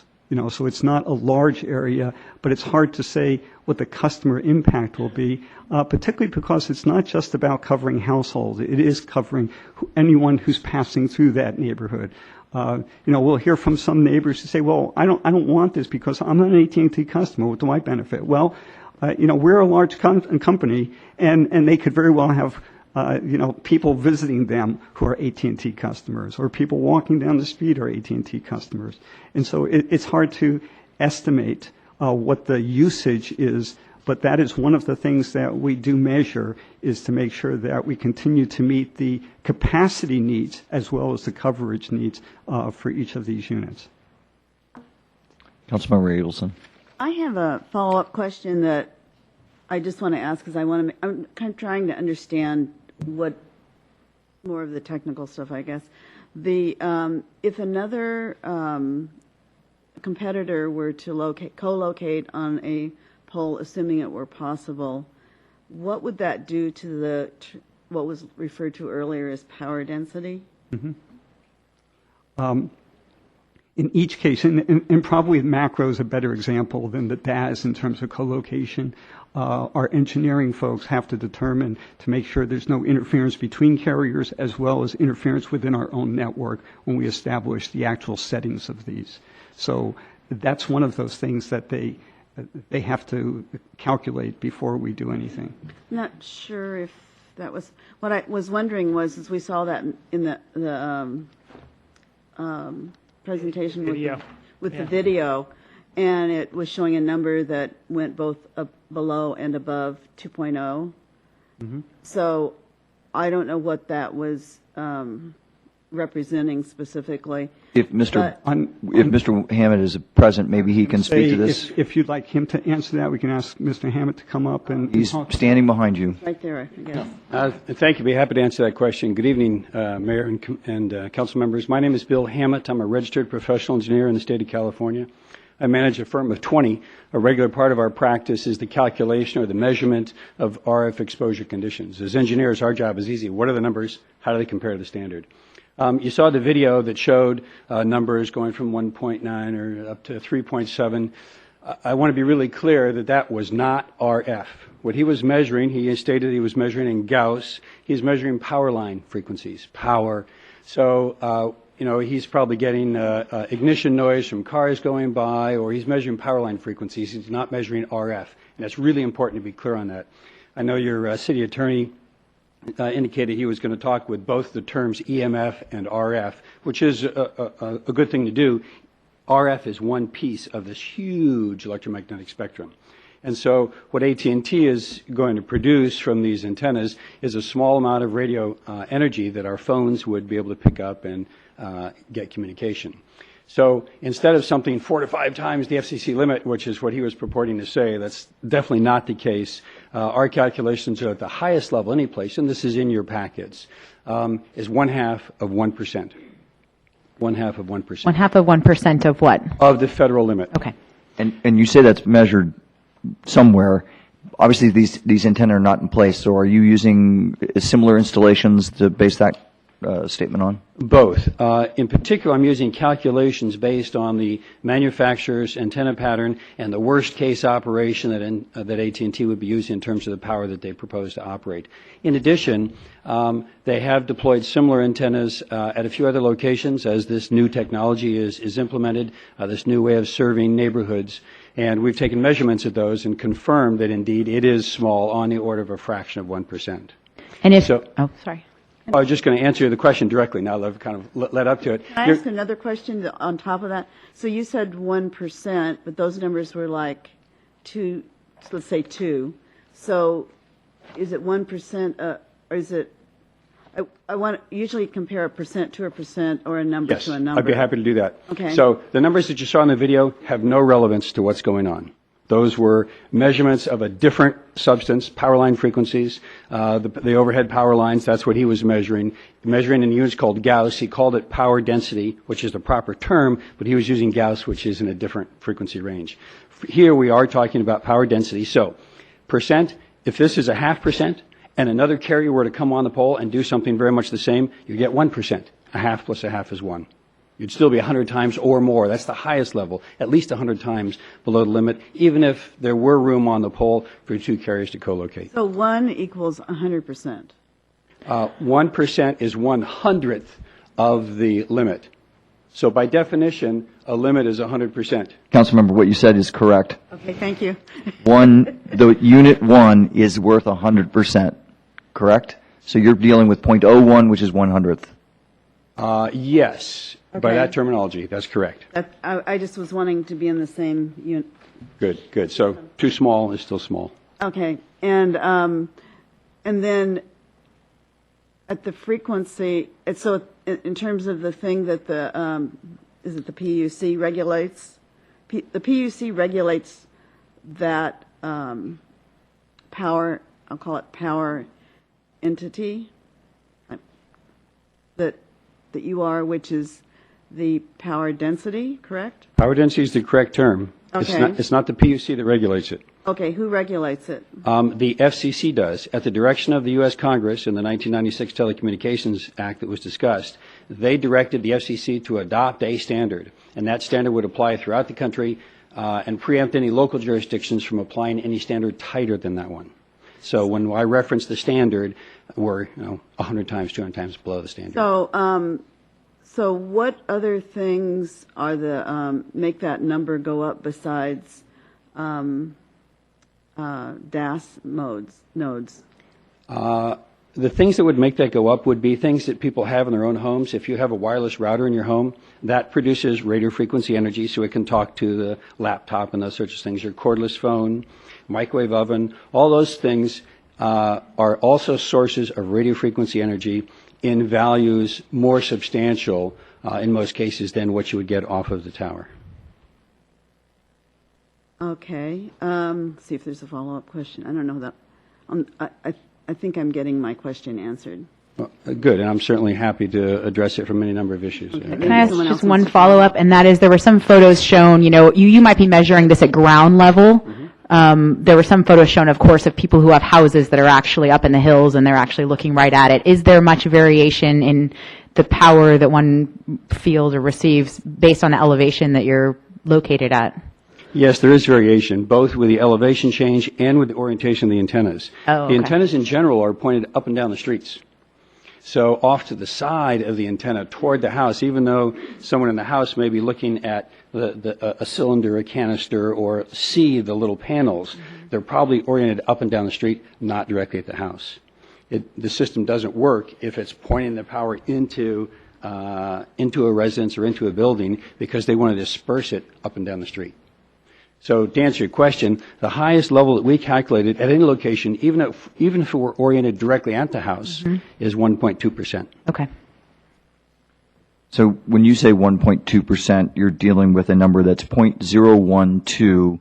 Is this microwatts per centimeter squared? Milliwatts per centimeter squared. And that is a measure of energy. It's a measure of power density, correct? And so when you say 1.2%, you're dealing with a number that's 0.012 milliwatt per centimeter squared. That's correct with one small caveat, but that is correct.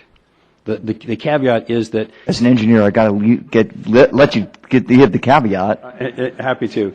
The standard is frequency-based. And so at some of the bands, AT&T has 4 different bands they can use. At some of the bands, the limit is 1. At some, it's a little tighter, 0.58 or 0.48. So we take that into account. So the number is actually smaller than the 0.012 milliwatts per square centimeter that you calculated. That would be correct if the limit were 1, but it's tighter, so that number is actually lower. Okay, so on your signed submittal, there's a table that does list 0.58, 0.57, 0.47, and most restrictive 0.2. You're not using the lowest one there. You're using something in the middle that's 0.58, 0.57 is as your one that you're calling 100%. Exactly right. Okay. Again, what you've done is obviously you do ground measurement or field measurements for AT&T.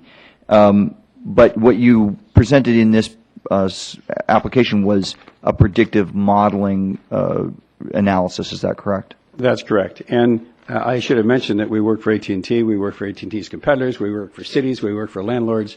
Our job is really simple. What are the numbers?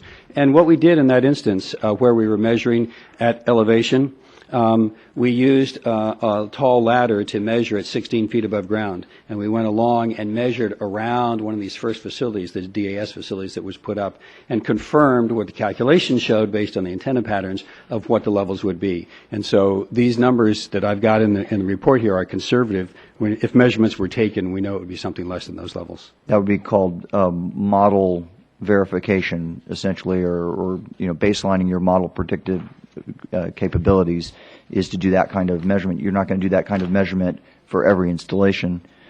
Correct. Seeing no other questions, I'll ask mine.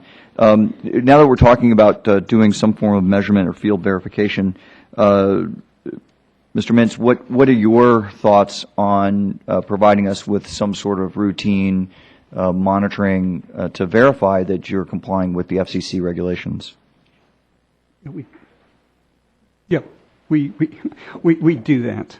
At whatever is a condition of approval in terms of, once a site gets installed, if there are any changes to that site, or on a regular basis, we'd set a pattern of when there should be some typically type of the post-construction EMF analysis could be required as a condition, and we would accept that condition. That would be a one-time condition. If I know the language, I know the deal here. I'm not certain I'm content with a one-time. So I'm wondering if I was going to let you suggest a frequency of monitoring. I'm wondering if annual is acceptable. I'm hearing a couple of times.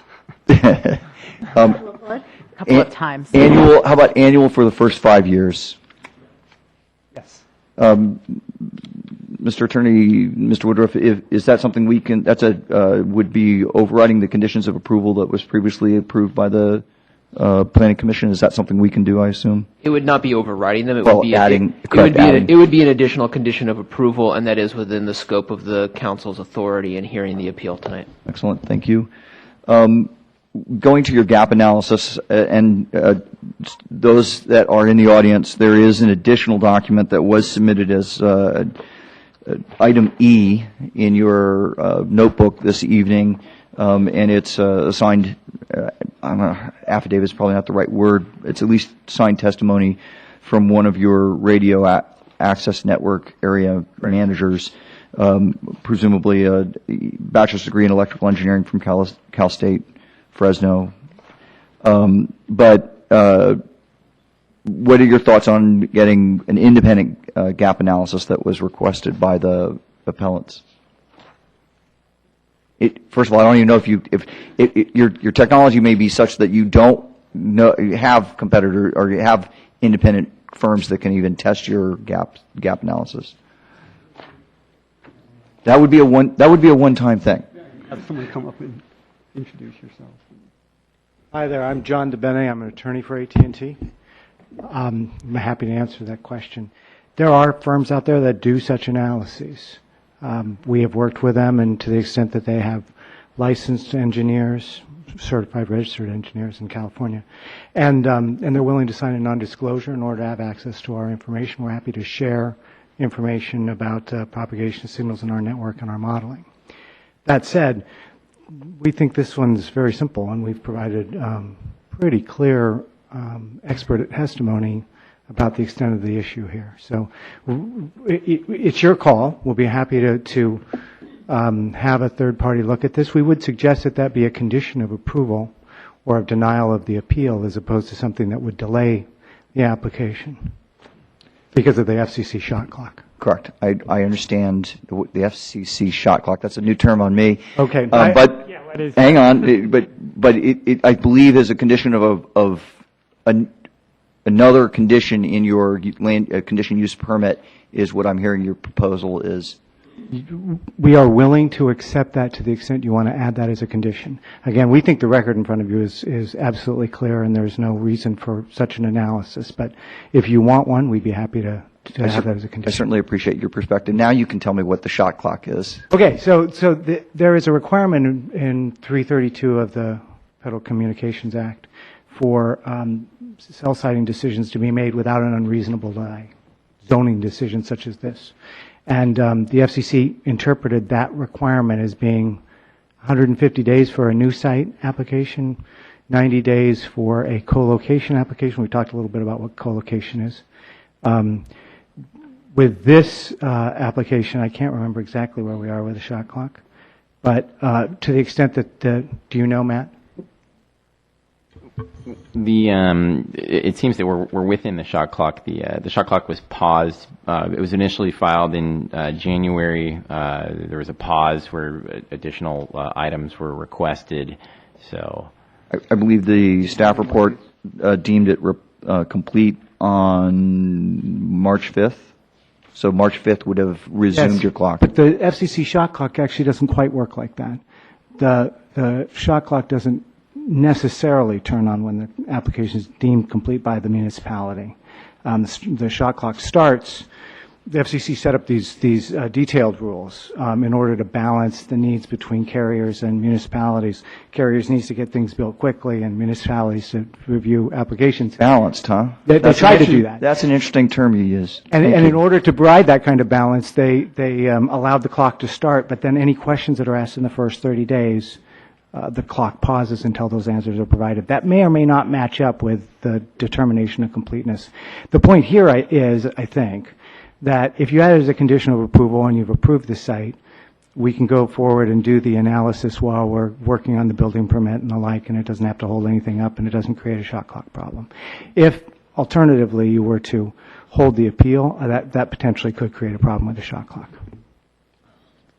That answer your question? It does, thank you. A question of the mayor about his, so it'd be monitoring for 5 years, once per year, and what would be monitored? That would be monitoring the RF values in the neighborhood. We certainly would be interested in stipulating they can't go just one location and read the RF there, so they would obviously have some sort of, monitoring plan for the RF that they would have to submit as and be approved. Thank you. Let's see.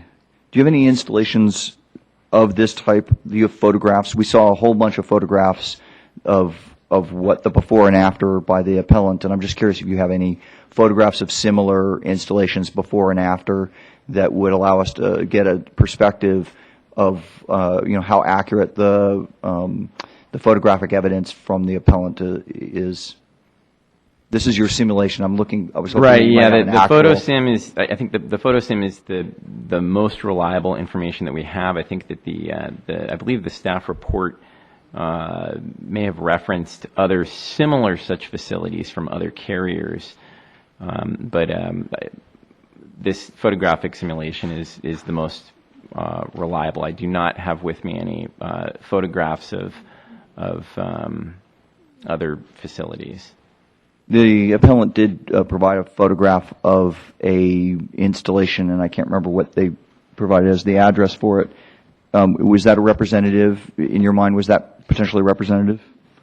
It was during their video of it was at Dwight Way? No, that was I believe, again, I don't know for sure, a T-Mobile facility in Berkeley, and the proposed facility differs from that facility. For example, the facility portrayed showed what's called a radome antenna, which is not what we're proposing. We're proposing 2 panel antennas, and so the difference being that radome is 360 and panel is directional. Is that the idea?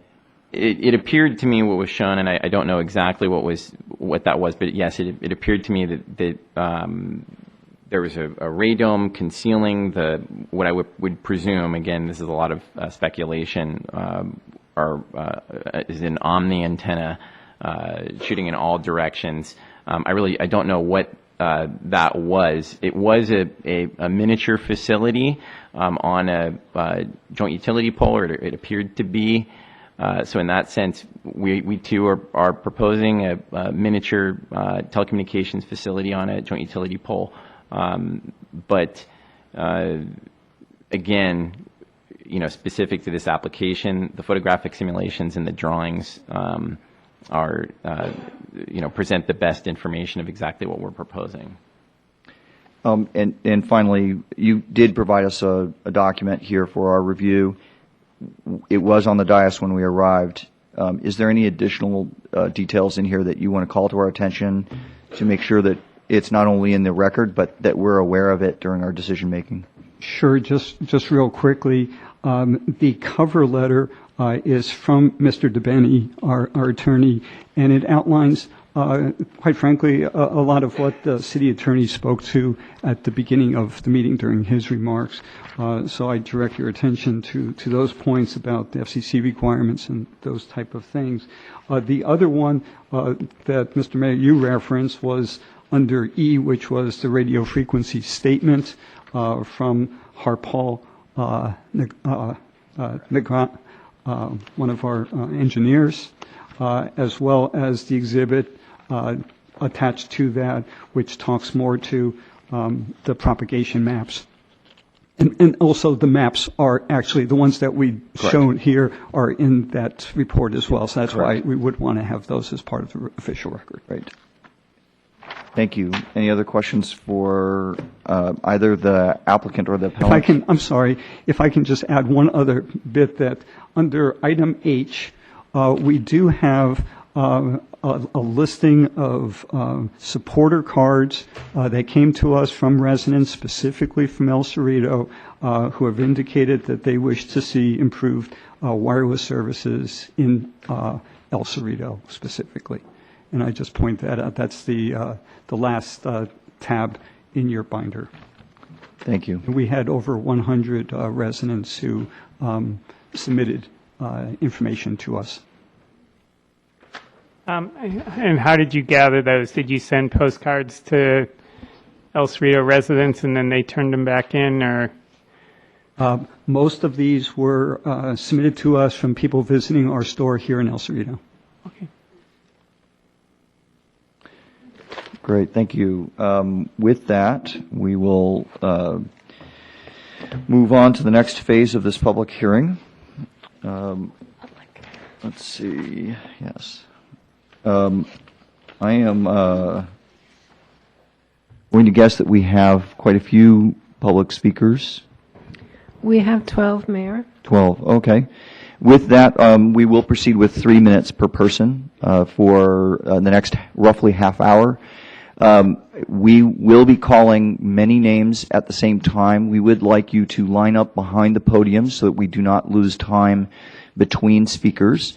So I will be asking the clerk to read out 3 names at a time. When you hear your name, please go to the back of the room and line up behind the podium, behind the speakers, so that we can proceed in a timely fashion. We will be allowing 3 minutes per speaker. If you are repeating what you've heard a previous speaker say, please do not repeat it just for the sake of repetition.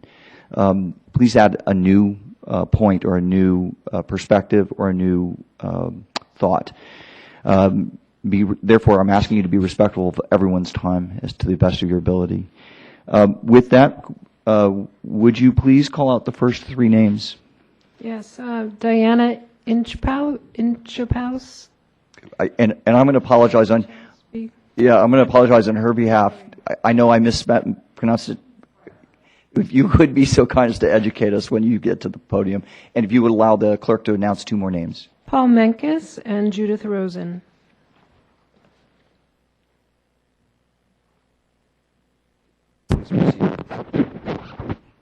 We're going to start the light. So if you could, I hope you can see the lights. They aren't on yet. So we will go hopefully now. Thank you.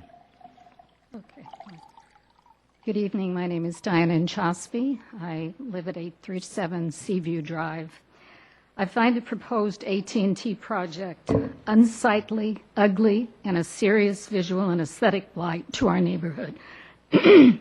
I believe it could contribute to the deterioration of the landscape. I've lived in El Cerrito for over 40 years. I love this city, and I would hate to see these ugly facilities forced upon us.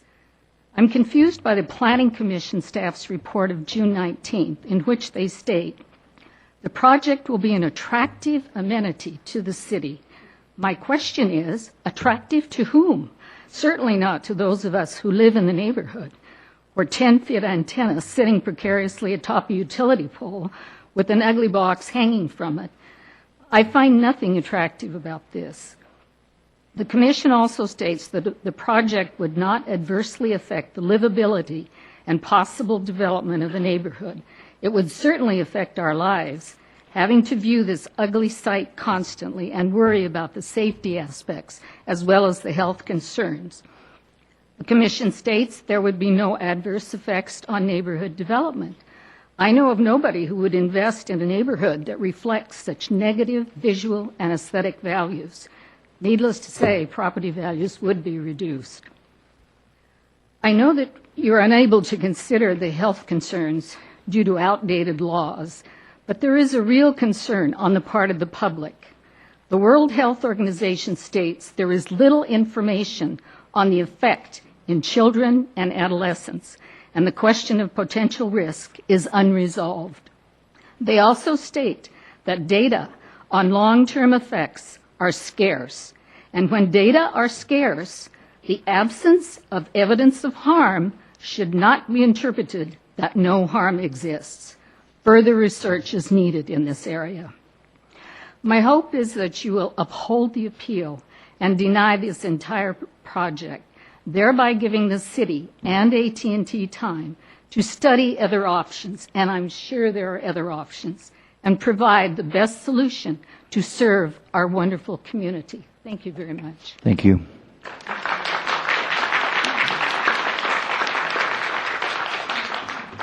And allow the clerk to announce the next three names, please. Paul Menke, Judith Rosen, Allison Shimada, William Fingato, and Pamela Fingato. Great, thank you. Thank you. Mr. Mayor, council members, staff, and fellow citizens, my name is Paul Menkes. I am a recent El Cerritian. Welcome.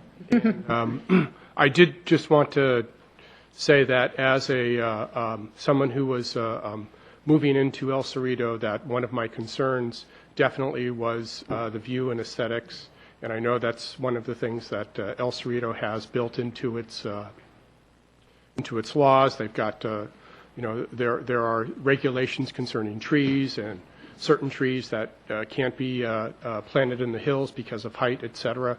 And I feel that this is certainly a bias here that we're seeing. The aesthetics and having poles was certainly part of my decision to buy where I did because of the relative unobstructed views that I get. I certainly did not look at certain houses because of the views with those poles. So I just wanted to say that. Also, I live at 871 Seaview, which is near 851. Also, as an AT&T customer, I have a great signal in my house. I was awakened at 3:47 a.m. this morning with a call. I am a manager of a technical support group, and we support software at major corporations that demand 24/7 service. So I need to have great service, and that service is there. I appreciate that AT&T wants to improve its service, and I have no problem with that. I do believe that in my business, that we have to listen to our customers, and when our customers are saying that you need to come back with a different solution, you need to go back to a different, and come back with a different solution. And I urge you, the council, to listen to your customers and to tell your vendor, to come back with a different solution for this. Thanks.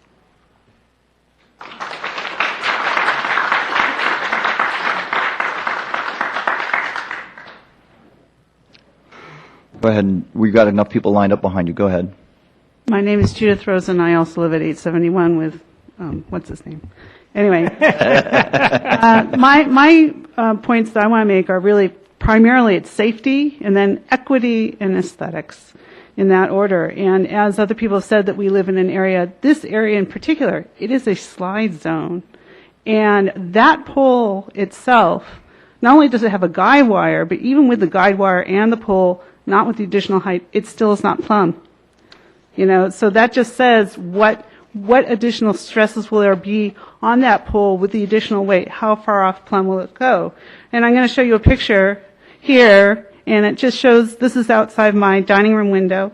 And the point of this, aside from the fact that it is ugly, is this secondary pole, those are right next to each other. And it's because having one pole there wasn't enough for PG&E, probably because of the leaning or the height. And there's two poles right next to each other. And as a geriatric nurse, I want walkable neighborhoods, and I want, the sidewalks where the hills are steep, they're very, very narrow.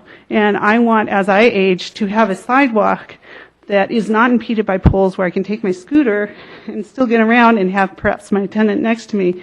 And if we have increasing numbers of poles that perhaps have to be wider at the base in order not to lean with all this additional weight at the top, I'm feeling that I'm not going to be in a walkable neighborhood and be able to age in place. So in terms of the equity, I've also been impressed by the fact that you have a law that doesn't allow you to have chain link fences. And I guess I want equity. If you're going to say that I have to have aesthetics, I want our corporate citizens also to maintain aesthetics. And this pole with the additional height does not have the same spirit that you're requiring of me as an individual citizen. And then the last, which is in terms of reasonable alternate locations, there are other locations, La Mosier. And, our neighborhood, most of those lower levels, they're subterranean. I mean, not even my neighbors can see inside of my lower level. And there's not going to be a line of sight. And so the reasonable thing that every level in a house that's in the hills should have or wireless, considering the topography, I don't think that's a reasonable expectation. I thank you very much for letting me be a citizen of the city and to contribute. Great, thank you.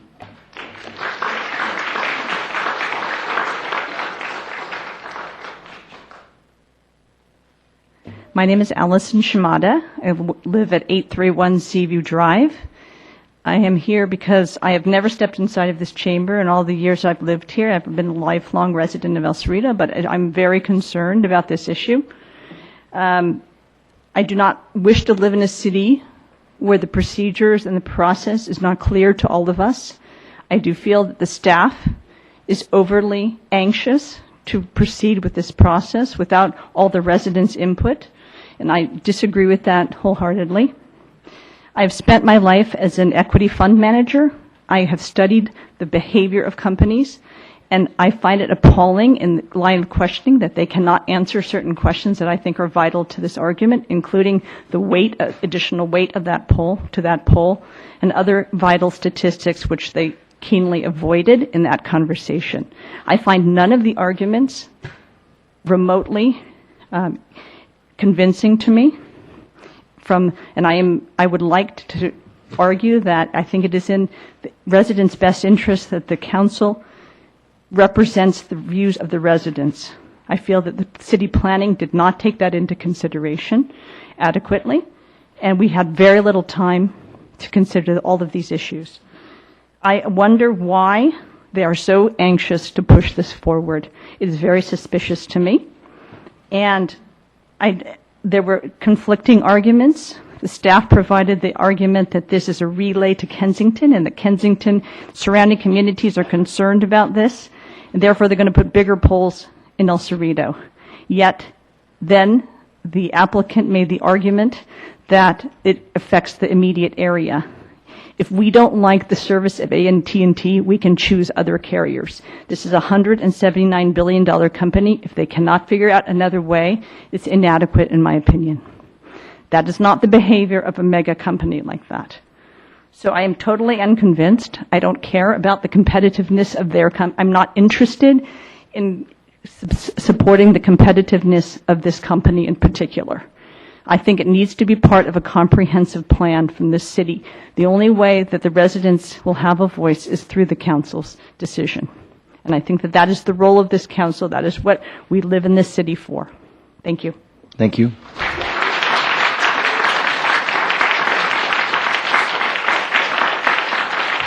Please read off the names of, after both Fingados, the next three names after.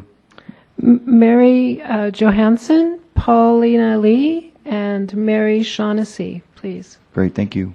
Welcome.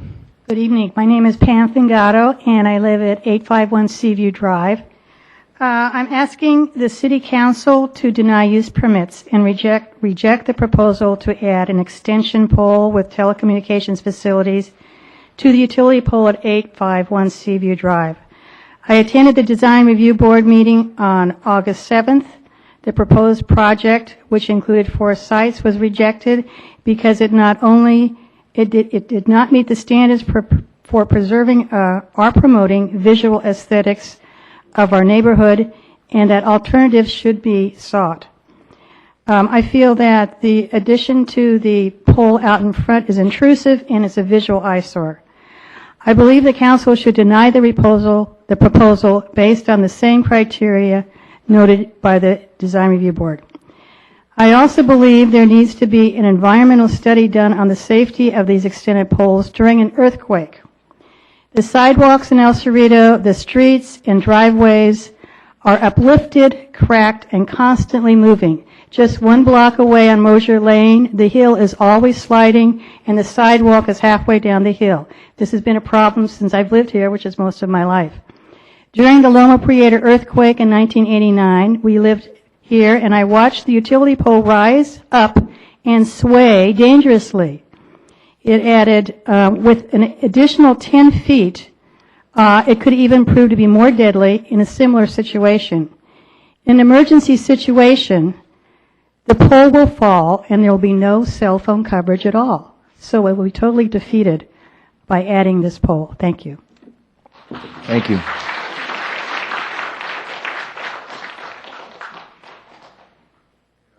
William Fingato here at 851 Seaview Drive. I spoke when the Planning Commission met, so I've covered most of these things, but that one particular pole does have a huge crack on the concrete after the earthquake.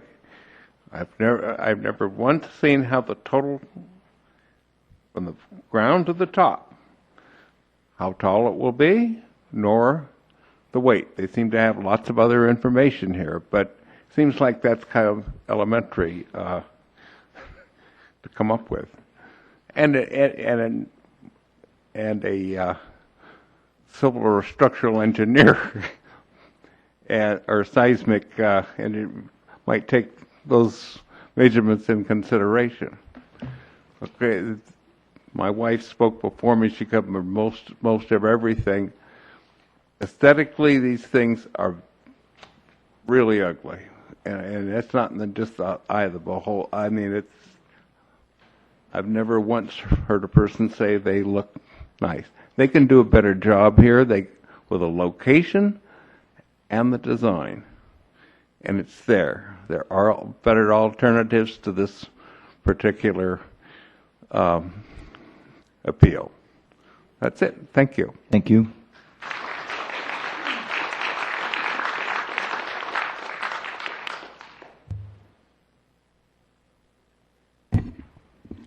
Hi, my name is Mary Catherine Johansson. I live at 867 Seaview, just 4 houses away from the pole we're talking about.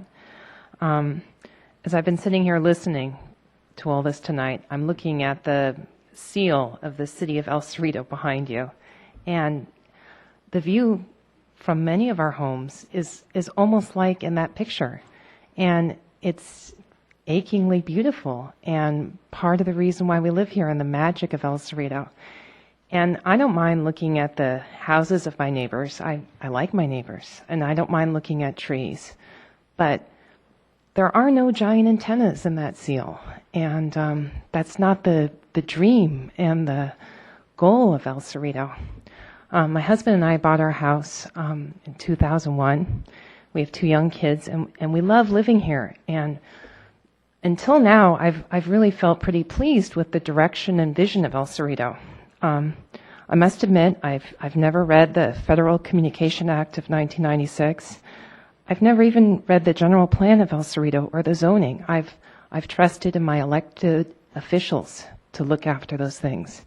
And maybe that's naive, but until now I really have had trust because many of you have done wonderful things like get our streets repaved and pay for new schools, and that's why I really feel like there's a breach of trust because there's been very poor communication about this whole antenna thing.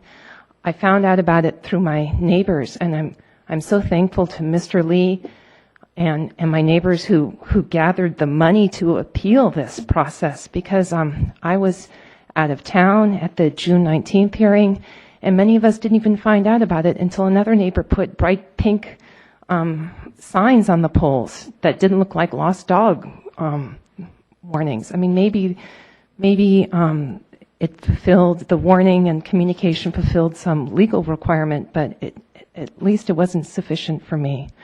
I think that we should look into alternatives, have these antennas not in a residential area.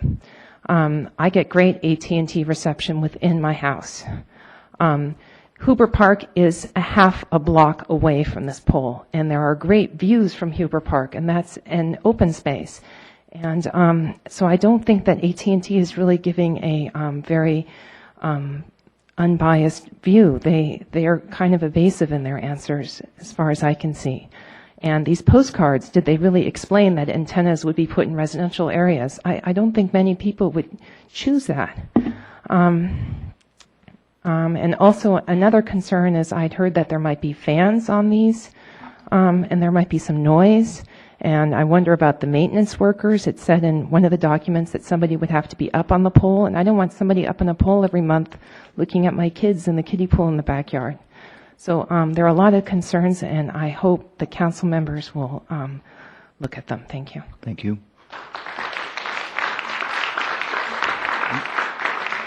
Can you please read the next 4 names?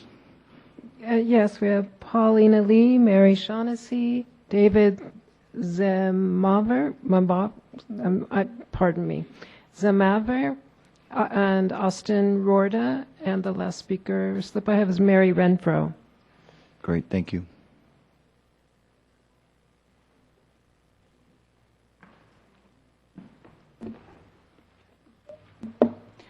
Good evening, everyone. My name is Paulina Lee, and I reside at 850 Seaview Drive.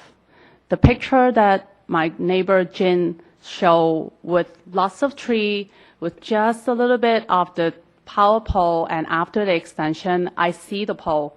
That is from my house. My husband and I moved from San Diego to El Cerrito a year ago, exactly 1 year ago. We had an opportunity to purchase another property at Seaview, at Moser and Terrace Drive.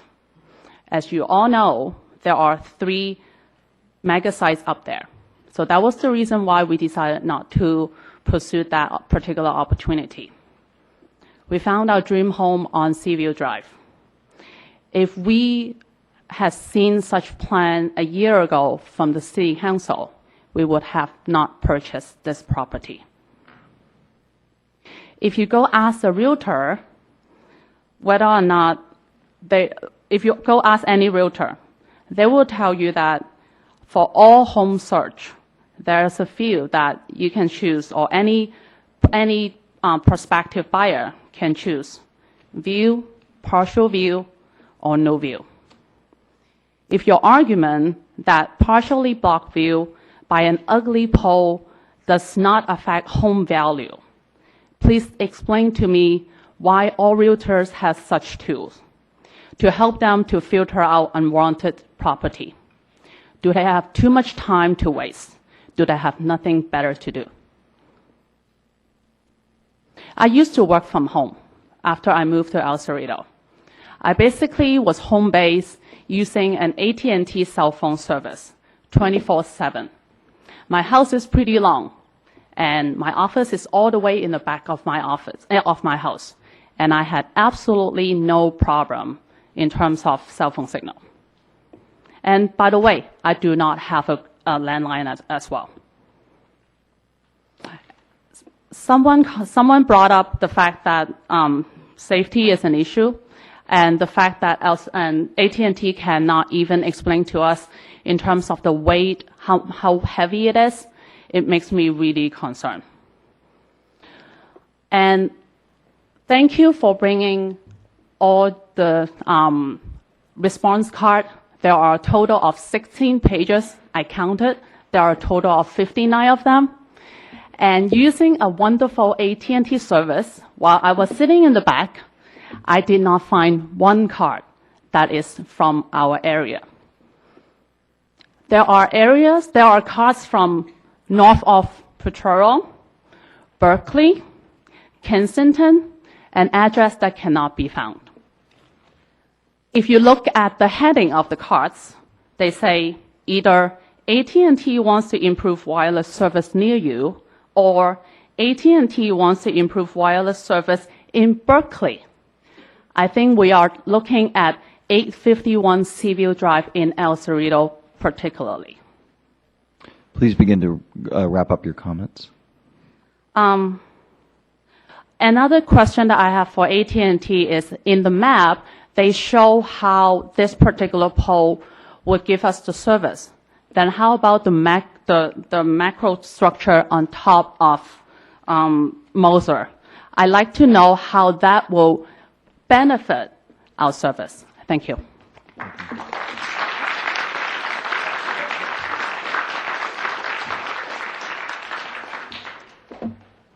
Good evening, City Council, Mayor. My name is Mary Shaughnessy, and I live at 7661 Terrace Drive, or as we have discussed, I live in Node 3. I am also an AT&T customer who has no experience of poor coverage in my area. I respectfully submit to you that my dog died on August 7th. He was old and grumpy, but we loved him. And my husband, myself, and 2 small boys were heartbroken. That date may sound familiar to you because that is the day that the Design Review Board met to review 4 of the 5 proposed towers. So instead of staying home and comforting my 2 small boys by telling funny stories about what a good old boy our sweet freeway was, my husband dutifully came here to express our family's concern about a plan of installing cell phone towers in our neighborhood. And as you know, the design board recommended to deny those applications.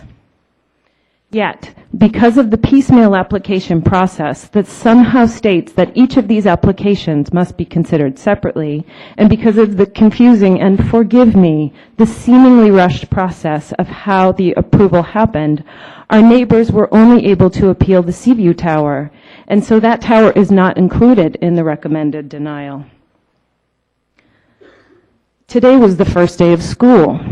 Instead of lingering around the dinner table listening to my children tell about their day and their new teachers, I am here expressing my concern about the one tower at Seaview, Forgive me for leaping to conclusions. However, it's difficult for me to believe that AT&T is proposing this tower for the sole benefit of those of us living in Node 3, or that this project is being proposed in isolation. Yet this is how we are being asked to consider it, as if the antenna is a lone project and not a part of a larger plan to build more and more. Will this tower be less of a blight than the 4 that were recommended to be denied? No, yet we are considering just this one when the other 4 are now off the table, at least temporarily. More and more applications are being filed. Whoops. Excuse me. And it is likely AT&T will be appealing the antenna that the design board denied or changing the location slightly and reapplying again. This makes me fear that my family will be back again, probably on back to school night, again on my son's birthday, and then again on Halloween, going through this process again and again, playing whack-a-mole with an improper piecemealing of this project. It is hard for me to believe that there is not a better solution. This is not in anyone's best interest. We are El Cerrito. We built a world-renowned recycling center. We can solve this problem. I love my cell phone. I gain a benefit from cell phone towers. I am also happy to keep my landline if I believed, which I do not, that my reception would be unreliable from AT&T in an emergency. I see you scrolling down, so it looks like you saw Almost the red there. light. Almost Thanks. there. I would like for our city to develop a comprehensive plan for the placement of cell phone antennae that involves the citizen involvement and takes into consideration the coverage needs as well as the quality of life of those who live here. We, the residents of Node 3, are not challenged by topography. We love the topography. It's why we live here, and we have choices. The law does not force us to offer ourselves as a market to AT&T or to offer our children as future data points for the study of cell phone ray exposure. I might also like to add that the gully that runs along Mosier Lane, which is a proposed coverage breach, is part of a slide, and the only beings living there are deer. I'm sure they would not mind a breach in coverage. Thank you.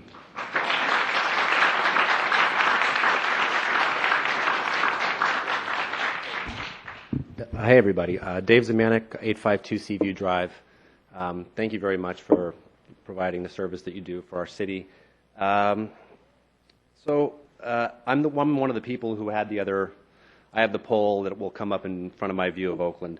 We're not discriminating against AT&T. Verizon provides service to our area. They don't have anything on the poll. I just don't understand. When their engineer was asked last time why they can't provide the similar coverage that somebody else provides in the neighborhood, it was basically a 3-minute non-answer. There was nothing there. Is there a proof that there's a disparity versus their customers? I haven't heard it.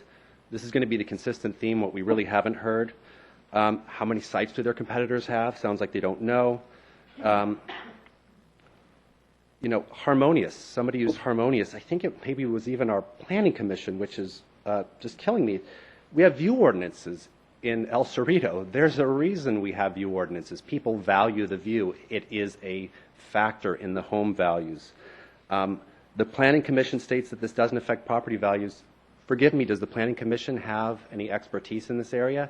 They talk to real estate brokers. I went online and learned about this. There are appraisers, real estate brokers that all say that it affects property values. So it would be a little bit nicer if we had a little better information. It's just funny to hear the Planning Commission say something that contradicts an ordinance that we have within the city. When they came back, our friends from AT&T said that this was the least intrusive option, right? And then Kensington denied it, and all of a sudden, whoa, there's a least intrusive option that actually comes up. I'm not convinced. I think that there's other things. This company generates $1.8 billion in cash. There has got to be a way for them to find something else that's going to work. I think that's going to not be better. I don't want my property value taken away, right? I don't think my neighbors do either. I think what we're talking about is we're talking about taking money out of our pockets and putting it in AT&T's pocket. Is that really how you want to enter our neighborhood? The other thing is your external affairs. Have you talked with any of the residents? Have you said, hey, let's get down, let's sit down, let's talk about this, let's find a solution, lay out the facts? I guess I'm just kind of surprised that we are your customers, and yet there was no effort to reach out to us. It's just to come in with the lawyer and the shot clock. What is this, a basketball game? I would ask you, I know you get paid by AT&T. Dave Miller's one of my friends. He's a wonderful guy. He works with you. Let's forget the shot clock. These are human beings here. This isn't a game. Let's talk about this. Let's come up with a better solution. Sorry, I'll try to get through this as quickly as I can. Service looks good. There's nobody in our neighborhood that complains about it. Oh, the map that was shown last time, you guys know this. There was no map showing better coverage in our neighborhood. Now all of a sudden it shows up. Plus, the maps looked a little different to me. Maybe I'm wrong. Defer to my neighbors, but I don't think the coverage is as bad as AT&T. Is this really about 4G? Is that what it's really about? That's my question. One of them. Has AT&T proved that they've lost customers due to lack of coverage? Do they have evidence that their customers have a lack of service? More about the maps, time of day factors, right? Explain all this. No one is saying that that the AT&T can't install DAS locations in El Cerrito, but collaboration with the residents. No one from AT&T asked me to view the pole from my house. I would have let you see it. I would have let you come into my house, look from my living room, no contact. Independent appraiser, so the gentleman who's here, Bill Hammett, you're going to have to forgive me because there's rumors wherever you are. There's rumors about a wonderful ringer independent consultant that AT&T uses. So until I see somebody that the residents can vet, I'm really not going to believe anybody that comes here who's paid and picked by AT&T. Please wrap up your comments. I'm wrapping up. How many people have femtocells, right? If it's so bad, wouldn't tons of people have femtocells? We haven't heard about that. I'll pretty much wrap it up there. It's just, there's so many questions that are unanswered here. And I think it's so reasonable that they work with the residents. And the property values are a real thing here. This is something that's absolutely going to affect them. So thank you. I want to work with AT&T. I'd be happy to sit down with you guys. You want to take my number, want to talk, let's do it. I think the residents would love it if we put this whole process on hold. Talk to us. We would like to have an independent. I believe they have to pay for that. We can request it. I'm done. Thank you very much.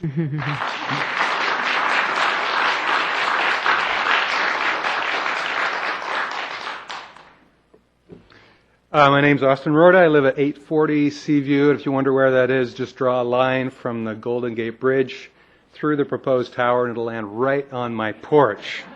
So nobody looked from my deck to see where it affects my view, but it is right in the way. So, and I bought that view, and it wasn't an investment; it was a home, and I want to keep it. I don't want it to be sold. So, a couple things. There's going to be two. Is there going to be two panels on top of the post or one? Two. Okay, good. So, not good. 2 feet by 1 foot by 8 foot. So you add that up, it's going to be 2 feet wide. They never showed a perspective that shows the full width. And if it's going to go up and down the street, then that full width is right in the middle of my view. And so it's got to be probably a total of more than 2 feet wide, given the attachment. So we didn't get all the views, which was a little disappointing. And finally, I'm not an engineer, but I'm a physicist. And if you can put a pole at 851 that serves the power lines on Mosier, which the new coverage map shows, then I think you can probably put a system on Mosier that can serve the region where the pole is. Not that we need it, but I think maybe they got to look at the coverage, the potential benefit of putting these services on Mosier, where they'd be a little less intrusive. Thank you. Thank you.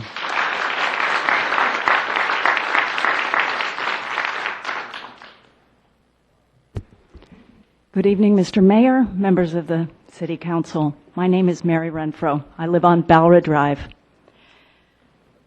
Like one of the Marys before me said, until now I really have had trust. As Allison Shimada said, this is really only the second time I've come and stood in this chamber, but this time, too many of my neighbors approached me as I was working in my front yard and said, "Have you heard about the cell towers?" So for the first time on August 7th, I came here thinking, oh no, I know from cell towers, I've been to a million of these hearings, they are overreacting. My neighbors are not overreacting. As Mr. Woodruff informed you, tonight is a de novo hearing. De novo means anew, start again. As Mr. Woodruff informed you, the applicant must prove two things. One, that there is a significant gap in coverage, and two, this is the least intrusive means of covering that significant gap.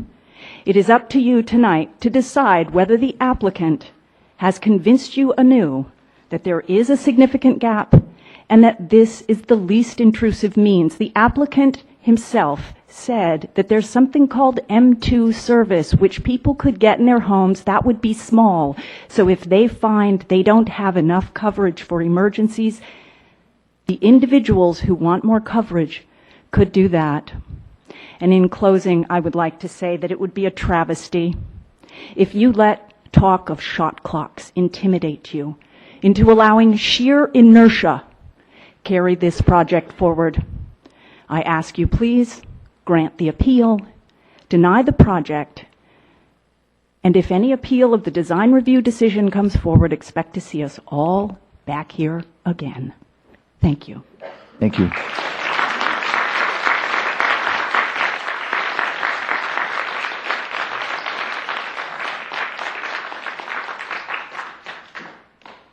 Any other speakers? No more requests to speak. Are there any other questions that the council has at this time of anyone that's out there, appellant, applicant? I'd like to reserve the right to ask questions once they give their rebuttal, if that's okay. Thank you. Thank you. At this point, the applicant and the appellant will now have an opportunity for rebuttal. I saw a hand in the back. What is the hand for? Oh, okay. Oh, you know what? It's in the tray. Karen, it's right in front of you, in the tray. Great. It's okay. Thank you. Yeah. Please. That's why we asked the question. Okay. My name is Marty Valuva, and I'm here tonight to urge you to obtain an independent analysis of significant gap and alternative sites. I came here tonight from Walnut Creek, where I was an appellant for a proposed AT&T cell tower. I've been through this before with my own city council. I'm hearing the same information tonight from AT&T that my city council and 200 neighbors heard also. One thing stands out.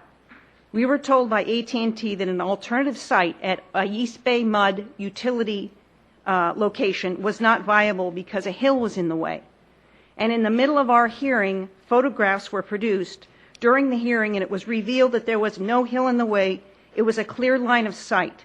City Council was very angry and had a lot of questions for AT&T. And this is in the record of the City Council meeting if you want to go back and look at it. It is imperative that you obtain written independent analysis of significant gap and alternative sites for less intrusive locations. And one other thing that I wanted to say is that the second thing is that our tower was approved after a year appeal process. We did not come across the shot clock. Our application was not deemed complete because there was information that AT&T had not come across with, particularly the fact that there was a hill in the site, a hill in the way of an alternative site, which was not true, and we had them go back and provide more information. The tower was ultimately approved after a year, after Ken Mintz became the president of the Chamber of Commerce. There is deception and bias here, and I urge you to seek an independent analysis. Thank you for listening. Thank you.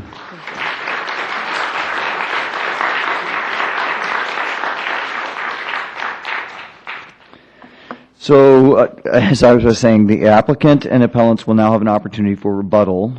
And it looks like the applicant will go first. Mr. Mintz, you will have a maximum of 5 minutes. Just any interest in anybody, perhaps we should extend the meeting to 10:30. Is it, do we stop at 10 or 10:30? I can't remember. We stopped at 10. 10:30. 10:30? 10:30. Ah, well, we'll be here till at least 11. But, okay, sorry. It's okay. Just a couple of quick remarks. First, we're not here this evening to review structural analysis. However, we're more than happy to go along, comply with the request for ensuring that the structural analysis is done. Under GO 95, as I mentioned earlier, the pole is the responsibility of PG&E. It's our responsibility to get them all of the information as we're designing that pole and putting it in place, and their responsibility to make sure that it all fits GO 95. So that's something that it will happen, absolutely, but it happens down the road as part of the process. We're not going to put anything on that pole that's structurally unsound. There's absolutely no question about it. The CPUC requirements are very clear about what is allowed to be on those poles and how it has to be on the pole. The other thing I'd just say, as I've started my remarks, we have identified through our engineering and through our customers that we have a significant gap in coverage in this specific neighborhood. And we have done an alternative analysis to identify what we believe is the least intrusive means for filling that gap. We're using existing pole structures, so we do not have to add anything additional structures in this neighborhood. And we have found that there are no macro capabilities on bigger towers that will help fill this need in this particular community, given the topography that is a part of this community. And what we're trying to do is clearly work with the community to ensure that we are creating the least amount of visual impact possible to be able to provide these services going forward. And I'm available for any additional questions. Great. There were several testimonies that they had great service within this node, the service that you provide this node. It was your testimony earlier, and I think the graphics demonstrated that this node is going to provide something on the order of a 500-foot radius for good in-home coverage. Mm-hmm. And we notice out to 300 feet, and there's quite a few that have noticed that they are your customers with great service in their homes.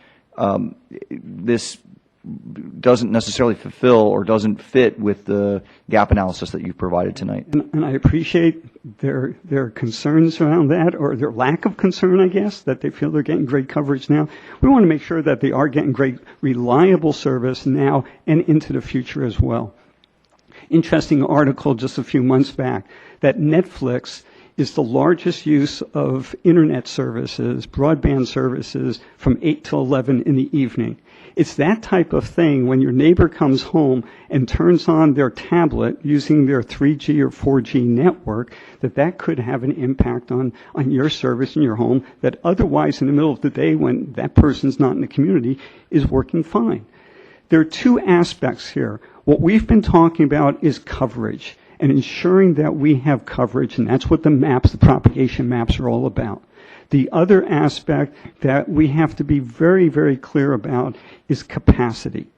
As data becomes more and more of a prevalent aspect of how people utilize communication devices like smartphones and tablets, it's more than just the ability to make a phone call.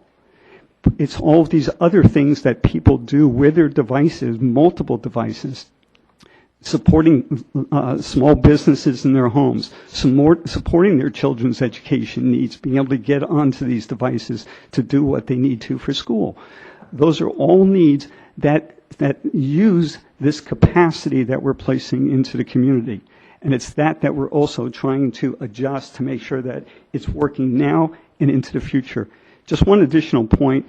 In the Section E report from the GRA, one of the things that's mentioned is in the last 5 years, the amount of data over the network has increased 20,000%. And over the next 5 years, expects to go up another 8 to 10 times. We're in the middle of a large exponential growth in terms of the ability of these systems to work for people. And what we're trying to do is work with them to make sure that not only they can get the service they're looking for right now, but the service they're going to be looking for tomorrow as well. And the gap analysis, how does that measure capacity? Gap analysis measure. When you're demonstrating a gap in service, how does that measure capacity? You're showing us that there's a gap, yet we hear testimony that there isn't, and you're saying that there is as a result of the data demands. I'm just curious how capacity is measured. I'm going to ask our engineer to come up and answer that question. Introduce yourself. Hi, my name is Jimmy. I'm the engineer. I'm one of the engineers for AT&T, Jimmy Gogas. Basically, when it comes to capacity, we have tools that show us exactly the bottlenecks that happen with regards to our current system. And we know exactly the necessary improvements that we need in order to remove this bottleneck that's happening with our data network. So essentially, we're predicting what we'll need in the future as well as now to get the coverage out. Yes, please. So what would the experience be? So the maps are existing service. They don't take into account this future increase that Mr. Mintz was talking about. We do showcase what we'll need as well in the future. Okay. So essentially, we're making it stricter so we can see exactly what we'll need in the future. So a current customer might say they have reliable service, but are you saying they have slower service than they could? What would be the experience of somebody experiencing a gap in coverage other than just a dropped call, which we all are kind of familiar with? It's not only about dropped calls. It's about what we expect in terms of growth, in terms of how data consumption is moving forward. So we're analyzing it based on that as well.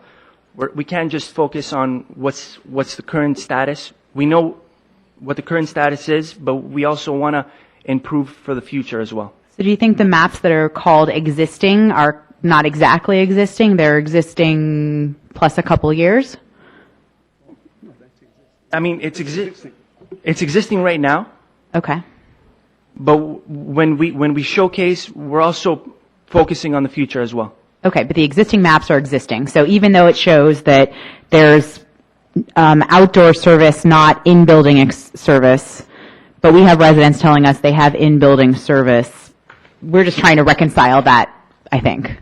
Yeah, so I guess I'm going to build on that question. So this gap, this area that's red, is at a particular time of day, at a particular data demand? I mean, how are you generating this map when you start talking about capacity? Because I thought we were just talking about essentially energy coverage, but now we're talking not only energy coverage, we're talking about capacity. And so what does this red symbol represent? Is it coverage or capacity? Capacity both has an effect on coverage as well. So capacity, depending on how many people are on the network, affects the coverage as well. So one way to say this is that the people in this neighborhood use a lot of data? Not necessarily. Not necessarily. So they may have good coverage, but they don't have reliable coverage, and you want to improve their coverage. Right, exactly. Even though they claim they have good coverage. But they don't have good enough coverage Exactly. for other people to come into the neighborhood and use the same network. As well as in the future as well. Meaning they're using all the capacity. Okay. Thank you. Any other questions for the applicant before we go to the appellant's rebuttal? I'll start out.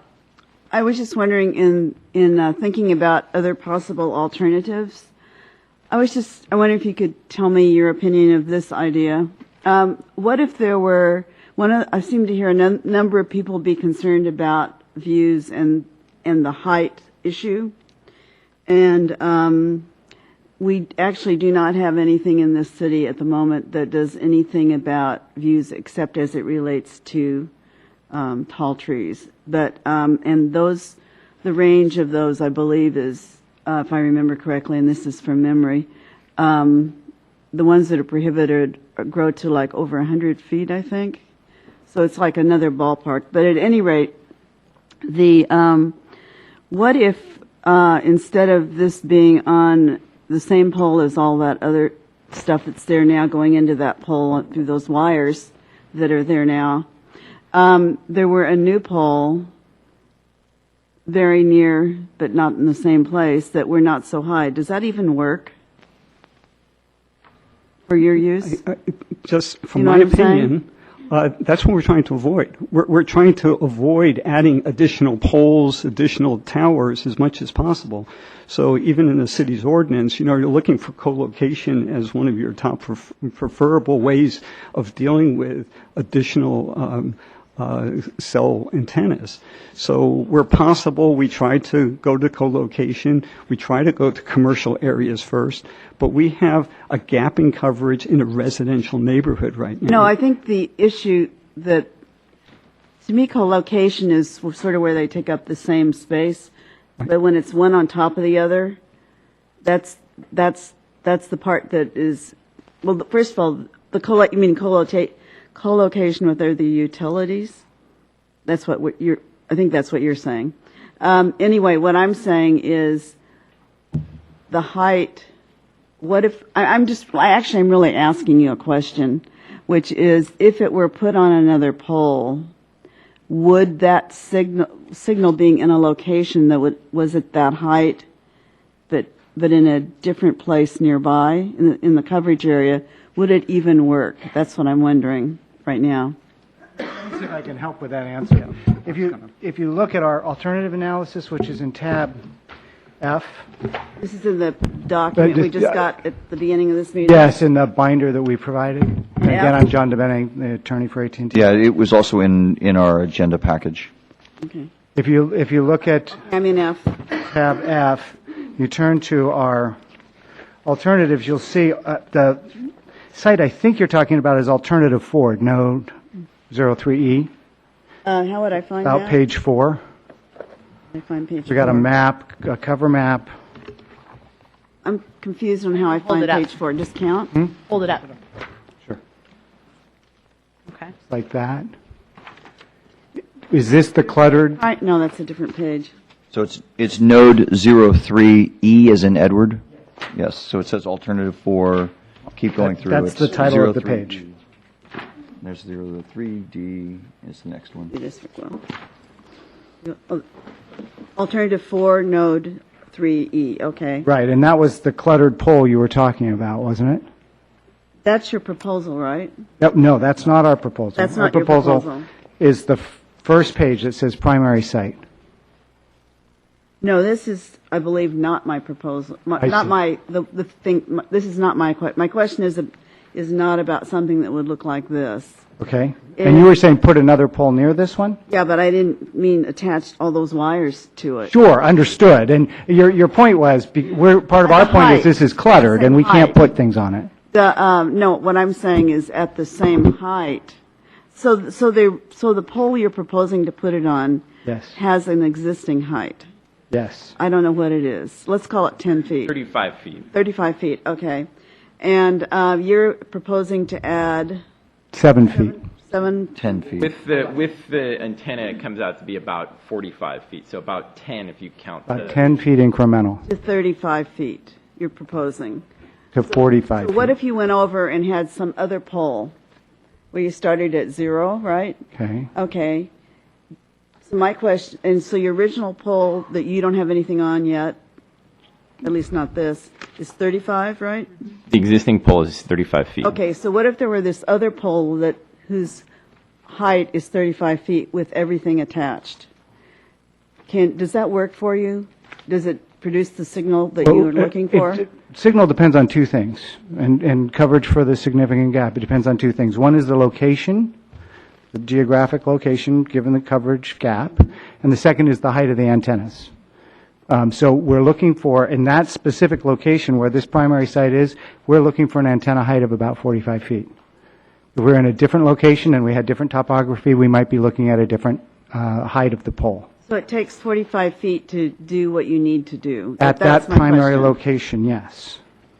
Now, if we were at a different location that might be a little bit up a hill someplace, it might be a lower number.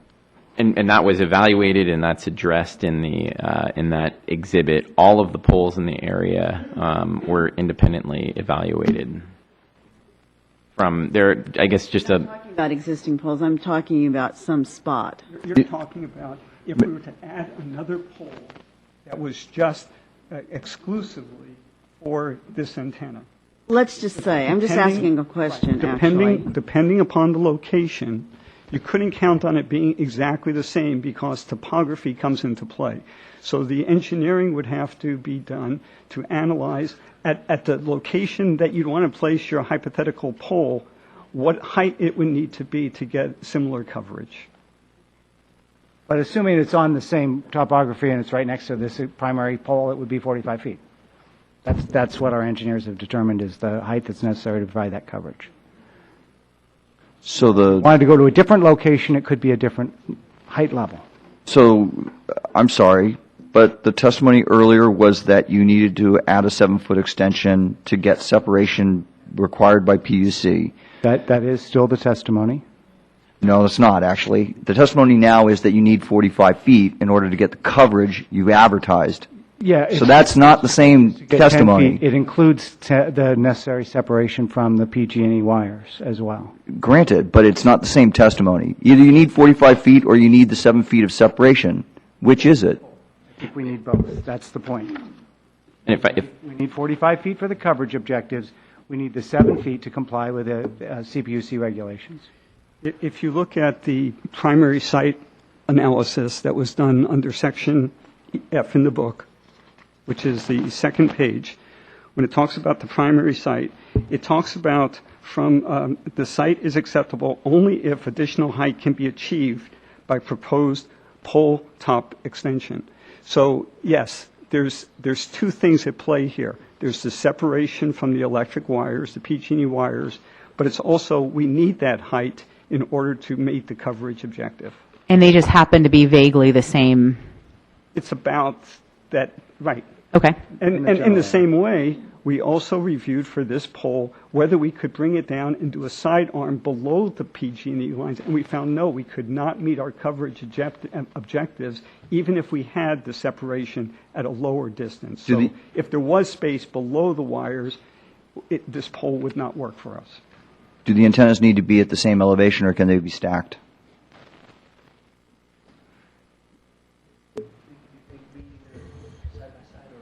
I can add to this. I mean, stacking. We can stack them, yes. Yes. The engineer says we can stack them. The problem with stacking, if I may, that design has been explored. Obviously, if they're stacked, vertically stacked, then more height is required, so it would be more visually intrusive. Also, according to you, keep going. You just gave us an opinion as opposed to fact. Please stay with the facts.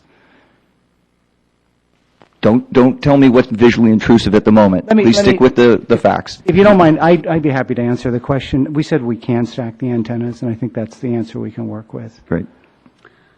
Shall I continue? I like the picture that says primary site because that actually is a picture that represents my next question. Okay. And my next question has to do with the crack somebody mentioned in the concrete. And I certainly don't know directly myself what caused that crack, but it's of interest to me that there is a crack right there if that in fact is the case. So what I'm wondering is, would that crack be, I'll call it fixed. I don't know what fixed means, but when you add all the additional weight created by your system to assure that everything is going to stay up okay? Well, all of this needs to be vetted through the building permit process, right? We couldn't build anything that wouldn't pass the appropriate inspections and building code requirements. So if that crack needed to be fixed, the answer is that we'd fix the crack. If it was required for structural safety, that's what would be done. So does that mean I need to ask somebody else, like our staff, that question? Yeah, and we would comply with whatever the building department said we needed to do. I just sort of slip in and asked our own staff. Forget your title. I'm sorry.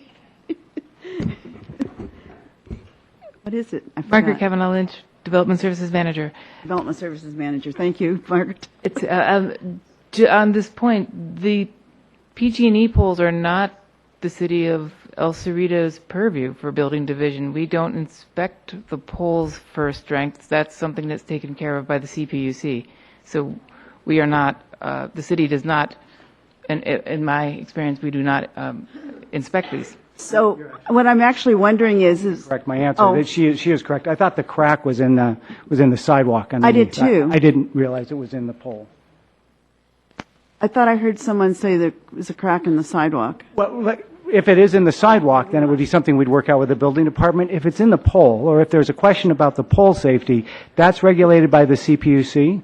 And there are detailed regulations for pole loading and what can be put on poles and calculations that need to be done to comply with those regulations. And we've heard the citation to that rule, GO 69.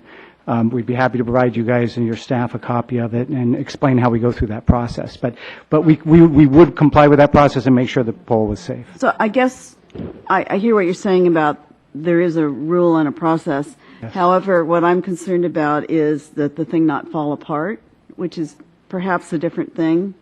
And and I don't really know anything about the details of that particular process, so I can't. Let me offer a compromise. If it would help, we would be more than happy to inspect the pole as part of putting any equipment on it, not only to ensure that we're complying with all necessary regulations, but to ensure that the pole is safe and adequately sound to handle the equipment. Okay, so that would be a condition We'd be happy to accept that as a condition, yeah. that you would inspect the pole? Yes. And what happens if it's not okay? Well, we'd be happy to provide the staff with a report that says it's okay. If it's not okay, then we'd have to replace the pole. Okay.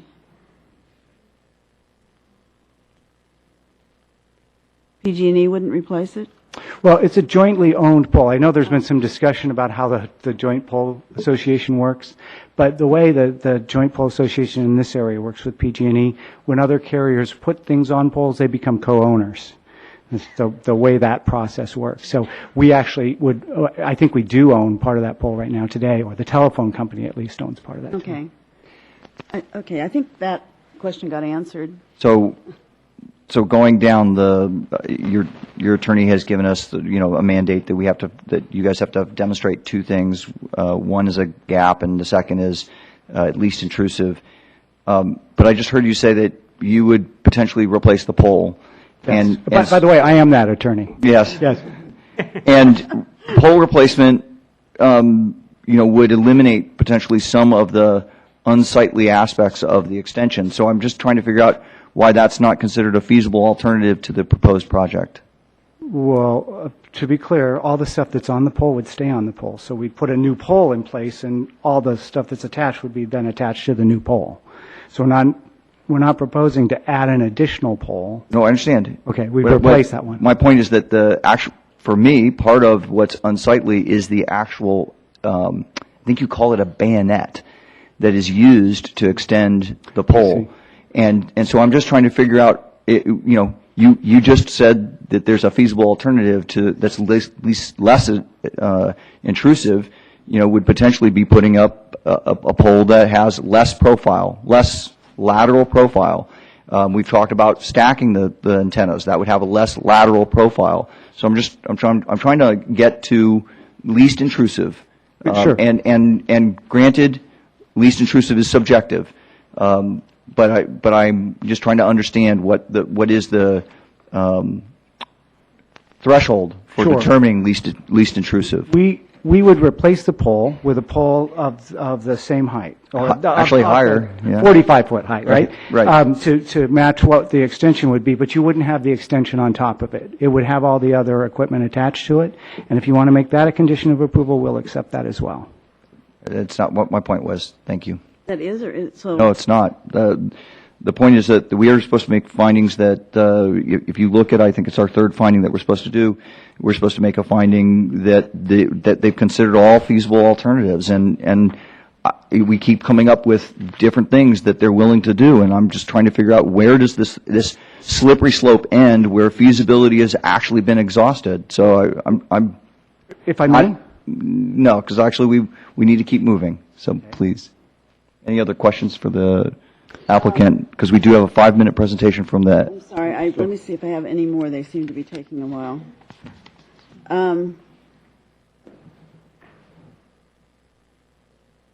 Okay, I think, let's just see. No, I think that was it. Oh, wait a minute. No, I asked that question. Thank you. May I? Okay. There was some concern brought up about the noise coming from the facility and the potential for, I'm not sure if it was fan noise or what might be installed. Can you speak to that, please? Sure. We will be happy to provide a report that shows that we're in compliance with the sound ordinance of the city. And do you think there will be any additional, that report may show that there's additional sound, but that it's within our limits? There is sound. Okay. Yes, there are fans associated with the equipment. We believe that we'll be able to give you a report that shows we're in compliance with your rules. Just out of curiosity, do they run all the time, or do they just run on hot days? They run when there's a certain heat within the Like your laptop computer? Like your laptop, Okay. exactly. Okay, there's been a lot of testimony with folks questioning whether or not you need service here. Given that you have 10 staff here, you obviously think you want service here for some reason. And I think the implication that's on message boards and whatnot of folks out there that I just want to directly ask the question. I think the implication is that you're not really trying to serve El Cerrito. You're just wanting to use this as a relay point up to serve Kensington because for whatever reason. So I would just want to ask directly, is the primary purpose of this DAS node to serve the propagation map that you've shown that shows the 500-foot radius around it, or is the primary purpose to use this as a relay point up to Kensington? No, it is to serve the area right around that node. In fact, it's a low power that serves in that immediate area as our map shows. Okay, thank you. Thank you. Can I ask a follow-up question on the fan? Sure. How much noise, when you're talking about the noise, what's the decibels? Do we have that number handy?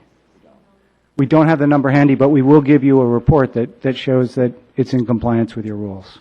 And you can put that as another condition on the approval and make sure that we comply with that. I was just wanting to know what it was. Actually. Yeah, I'm sorry, I don't have that number right with me. 2 or I don't think it's 2. I think it's this is equipment with a fan, and 2 would not be audible. But I do not know what the actual number is, and I would hate to speculate and be wrong. Mm-hmm. Thank you. Is it noticeable? Is somebody 20 feet away? I can't answer that question honestly. I can tell you. We'll give you a report. Somebody. Right? Oh, okay. Is there another person who could maybe? It's actually, Bill, have you? Yeah, so Bill Hammett would be doing the report on the noise associated with this, and he hasn't done one for this jurisdiction. But we would be more than happy to provide that report, and that will give you all the details that you need. You can make that a condition of approval that we show that we're in compliance with your noise ordinance. Great, thank you.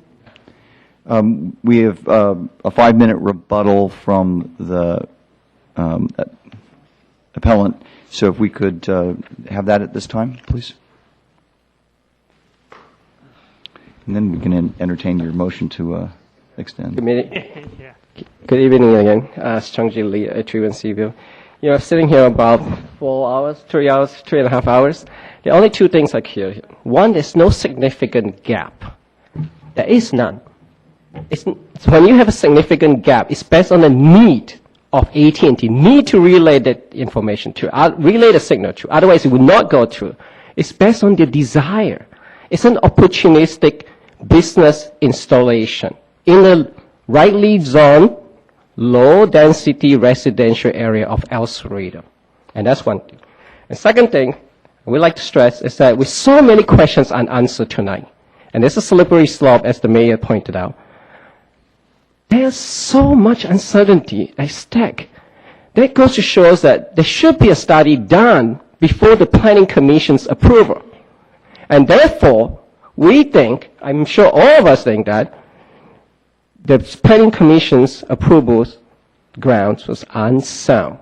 And we would like the council to uphold our appeal, grant our appeal, and deny the project. Thank you.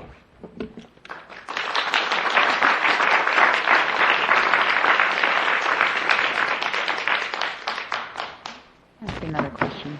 Yes, please. Can I ask just a question of staff?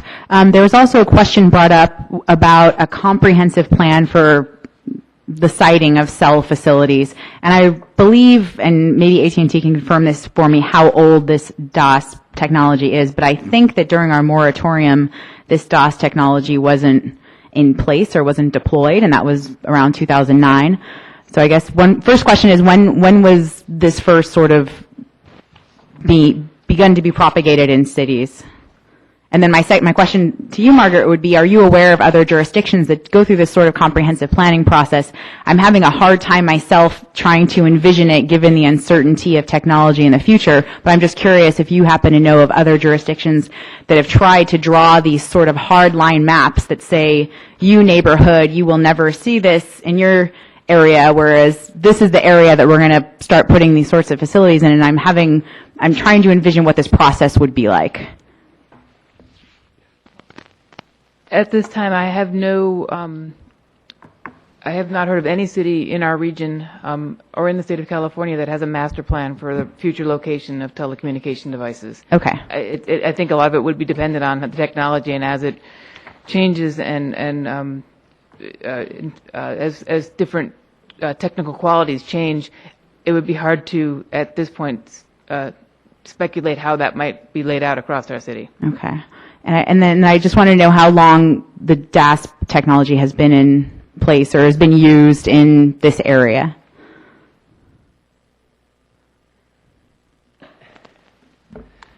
Yet another face.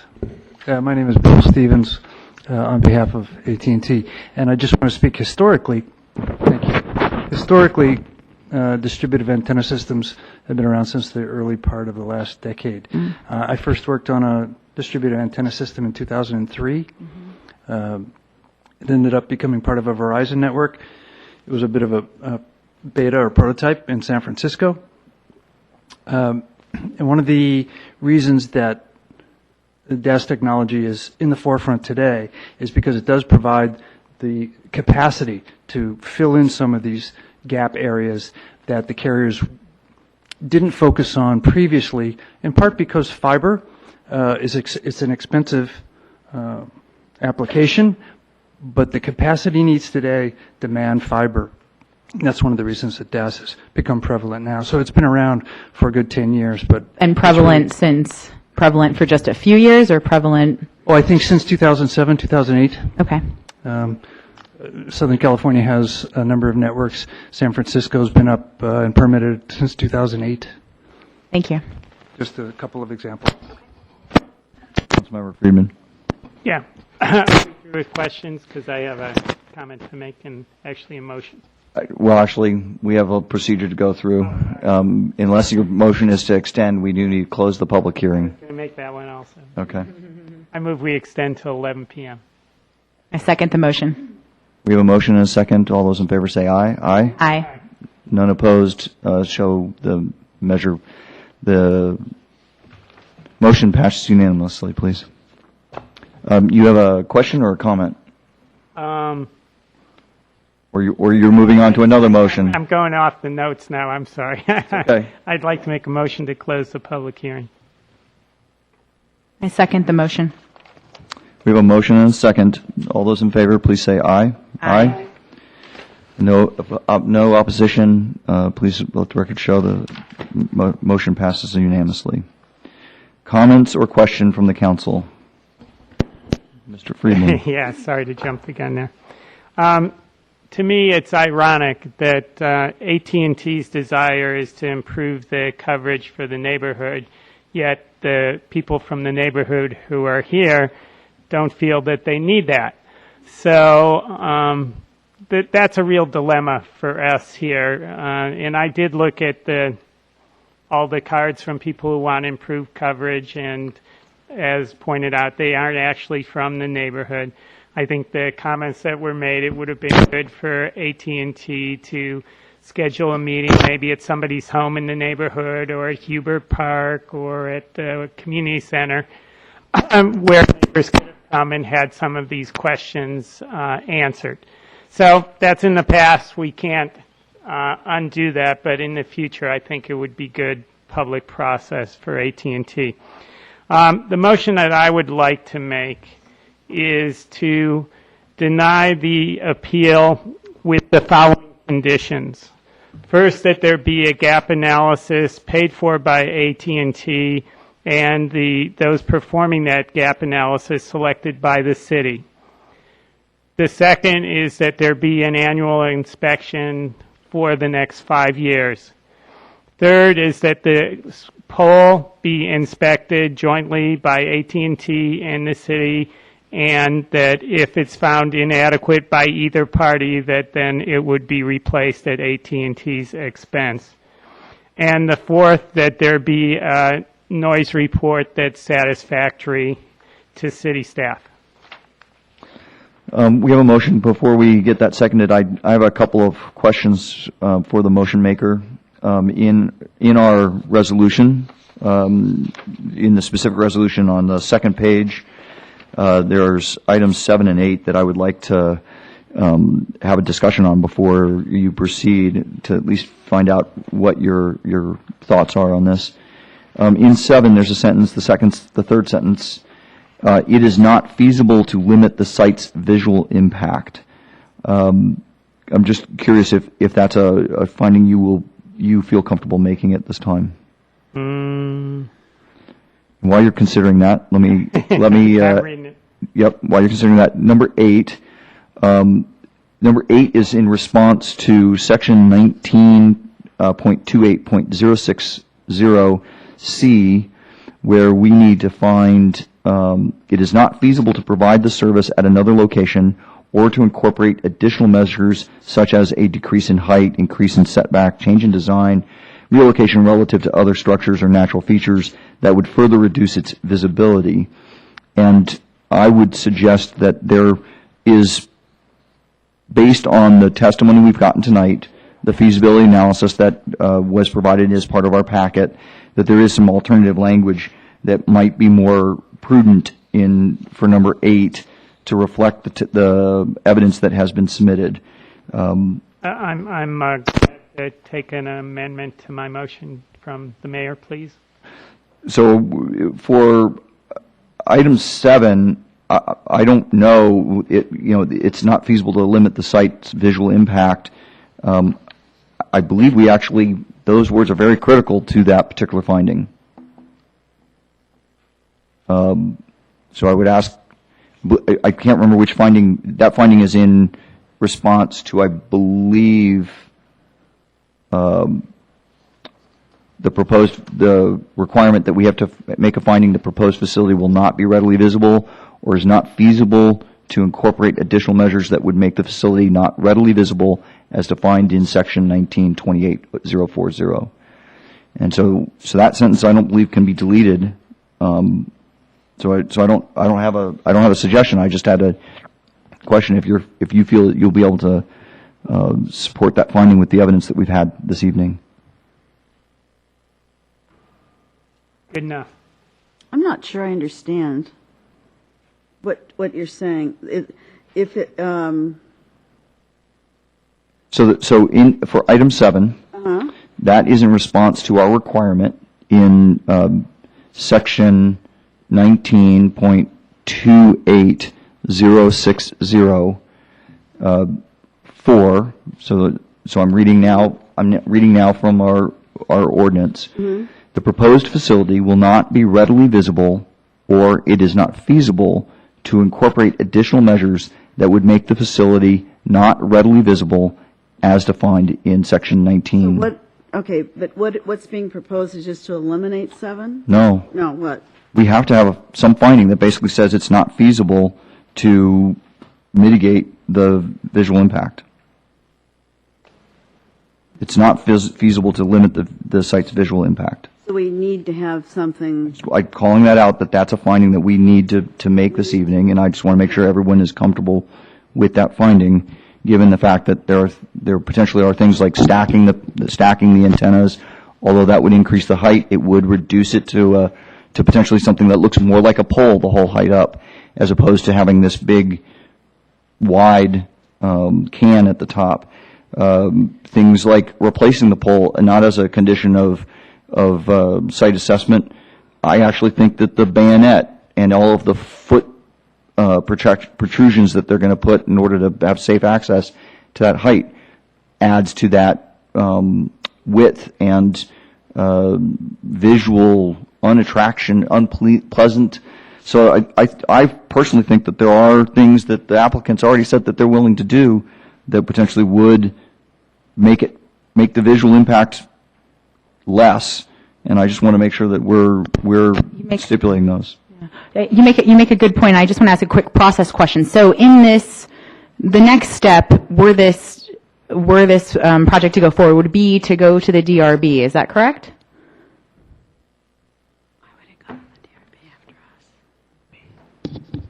And can staff confirm for me whether or not the DRB would have a discussion about the sort of thing that you're asking? I'm just thinking the things you're asking are exactly as you said, are so subjective, and I feel like those are the sorts of things that you really need input on, rather than the four of us figuring out whether width or height is more aesthetically pleasing.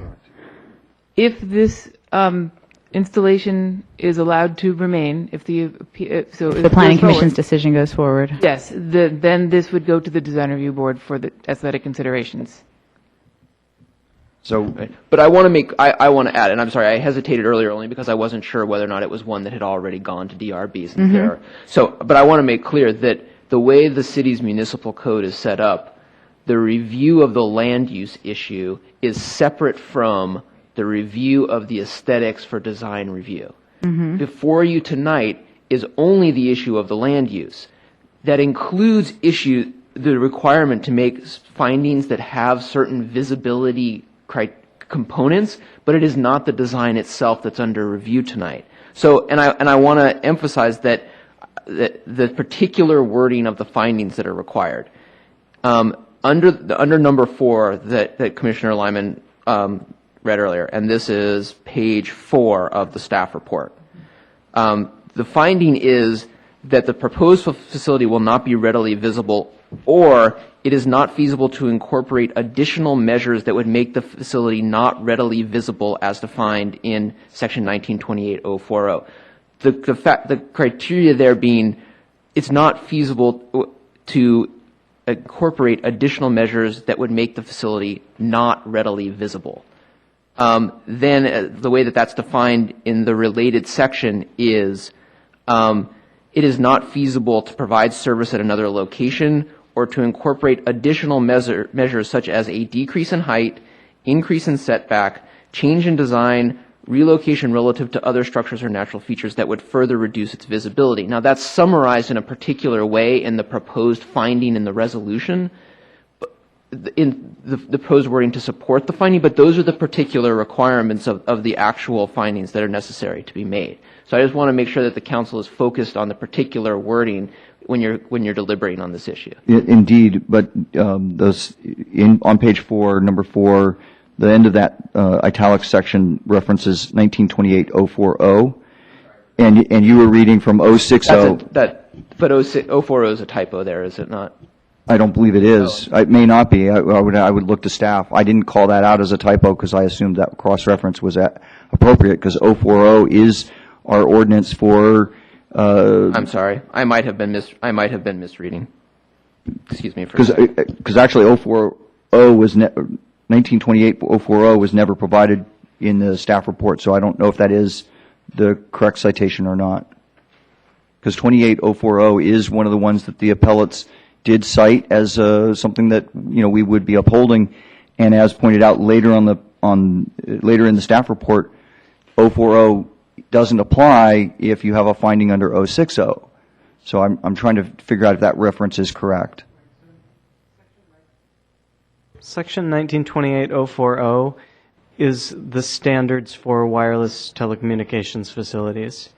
If the Planning Commission approves a use permit and adopts findings under Section 1928-060, the standards in 040 don't apply to the facility. And those, so even though this particular 060 finding does reference 040 for the definition of readily visible, the definition of readily visible is what I'm asking for, and that's in 040, and I don't have that in front of me. We will locate that. But 040 doesn't apply if a use permit is required. But the definition that's in 040 would apply because this is in 060. This text is in 060 and it applies, and it's cross-referencing the definition in 040. I think the finding, I think what I'm understanding is the finding itself references Section 040.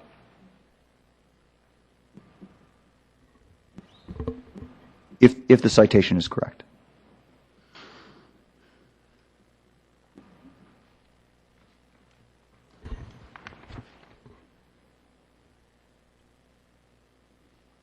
In the 1928-060 required findings, which is what that is stipulated there, subsection A4 is the proposed facility will not be readily visible, or is it not, or it is not feasible to incorporate additional measures that would make the facility not readily visible as defined in sections 1928-040. So it's referring back to those particular items that the city attorney pointed to.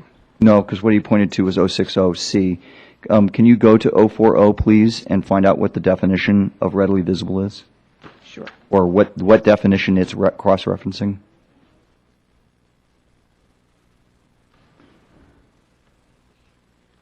While she's doing that, Mayor, can you remind us on the resolution we're looking at, besides number 7, what was the other sentence you wanted to discuss? Actually, all of Section 8. All of Section 8. All of Section 8, the requirement that is the requirement that Mr. Woodruff just read for 060, which basically says that about height increase in setback change in design. This text does not necessarily reflect the evidence that's been testified tonight. So I would say, for example, as referenced in both their E and attachment 7, I think, in our packet, the applicant investigated alternate locations in this neighborhood, including adjacent existing utility poles, Blake Garden, Huber Park, the First Unitarian Church in Kensington, and all of these locations, alternative sites, it was either not feasible to meet the applicant's coverage objectives, or the sites were not visible, or were more visible. So the California Public Utilities Commission, through General Order 95, requires a minimum separation requirement of 6 feet in the antennas and the existing electric lines. It is therefore not feasible to lower the elevation of the proposed antennas and meet the applicant's coverage objective. I think that speaks towards the finding we need to make with regards to the feasibility of this location compared to other locations, where the text that's in our current resolution does not necessarily address the feasibility of design changes and setbacks that Mr. Woodruff mentioned a minute ago. Looking back at section 1928-040, there are 2 indirect references to visibility, and I wanted to touch on both of them. Specifically in 040A, location and siting, all facilities shall be designed and sited to minimize their visibility, preventing visual clutter, and reduce conflict with surrounding land uses. In this chapter, readily visible, in quotes, means that a person with normal vision can see the facility and distinguish it as an antenna or other component of a wireless telecommunications facility. And then in subsection E, it goes on to talk about design and screening, which helps kind of round out that discussion, but I think the definition you were looking for is in the readily visible we just read. Correct, thank you. So going back to the sentence in 7, it's not feasible to limit the site's visual impact. I guess can make that finding given, well, I guess if there are, see, I'm hearing testimony tonight that AT&T can potentially make some changes that would reduce its antenna-like nature as defined in 040. So I guess if we can get AT&T to make those commitments to reduce its look like an antenna, then I can support that sentence. Well, why don't I add a condition that we have another look at alternative designs for the antenna that may be more visually appealing? Or we could even ask that they present alternatives at the design review board hearing. Up until this point, we've only seen one design option for the site. We've seen other locations, but we could ask that they present alternative designs for the DRB's consideration that they would find acceptable. I mean, frankly, Mayor Pro Tem Abelson even put out, it's not your traditional consideration of an alternate, but and I understand why you put it on existing poles, because it's potentially less expensive, but also less intrusive by some people's analysis. But there might be a location 100 feet down the street that is not in anybody's view shed, or less in people's view sheds, that might, because of its location with respect to the terrain, because where this pole is, if you look at terrain, this pole is closer to the drainage than to the nose of it. So there might be a location that could be 25 feet height and not in front of anybody's house, and that would be less intrusive. And it's not an existing pole. I know it's a new pole, but that there potentially is even an alternative that was put out tonight by Mayor Pro Tem that is less intrusive. It might require a interactive process with the community to help site that location, but to me there are potentially other less intrusive locations or alternatives. So that's why I'm having a little bit of trouble. We do have an analysis for existing poles, but we don't necessarily have an analysis that exhausts it. And the imagery we're seeing for this existing pole, the design plans, which I'm familiar with the design plans, and it's not quite for Mr. Z, wherever you are. They aren't pointed exactly directly across each other. They're actually at angles to each other. They're almost 90 degrees apart, so it's not quite 4 feet wide, but it's wide, and it's going to clearly look like an antenna at the top of that pole. And I think based on our definition, we have the grounds to ask them to consider, looking for alternatives that have less intrusion into the community. I think that's the attorney's letter says something to that effect.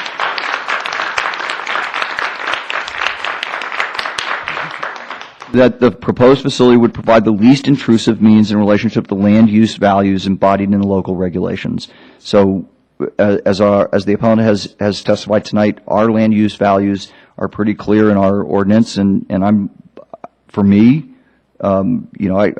heard testimony from AT&T that says they can make changes to potentially reduce the lateral profile of the site to reduce its intrusiveness, to potentially fit with our own definition in 040. So I don't know how to get to that point, but How about this? How about a condition that, adding the fifth condition, that they go to the design review board with alternative designs for this existing pole, as well as an alternative that would reach their coverage objectives and a possibility of a brand new pole or a de novo pole. I like the de novo pole.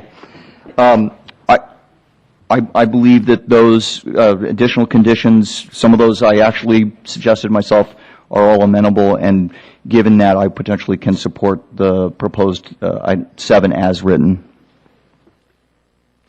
Can I ask a question, since I think we're at a point where we can switch subjects slightly?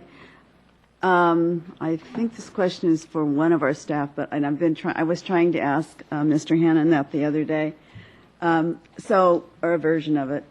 So if, let's say that this was passed by the council, the next step would be that the application would go to DRB, and where it could either be approved or denied. If it were denied, and can it be appealed, question mark? And who is it appealed to? Sorry about that. Any decision of the design review board can be appealed to the planning commission. Okay. And then if any it's decision of the denied planning there, commission can be brought back up to council. Okay, so if it were, if there were enough appeals, it would be back here. That's what I was Correct. just wanting to understand how the process worked. Okay. That answer, I just wanted that question answered. Thank you. We have a motion. The motion maker amended his motion with friendly wording. I don't know if I have to reread number 8 for anybody's benefit. I'm looking. I mean, I read out. Can you repeat the question, please? Do we have to reread my proposed language for the replacement paragraph of 8?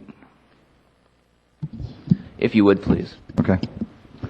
The applicant investigated alternative locations, including adjacent existing utility poles, Blake Garden, Huber Park, and the First Unitarian Church of Berkeley and Kensington. all of these alternative sites, it was either not feasible to meet the applicant's coverage objectives or the sites were more visible. The California Public Utilities Commission, through General Order 95, requires a minimum separation requirement of 6 feet between antennas and the existing electrical lines. It is therefore not feasible to lower the elevation of the proposed antennas and meet the applicant's coverage objective. That does not reduce my opinion about the feasibility, the analysis that you've asked for. Just that language, this language would be stronger for the finding that's necessary.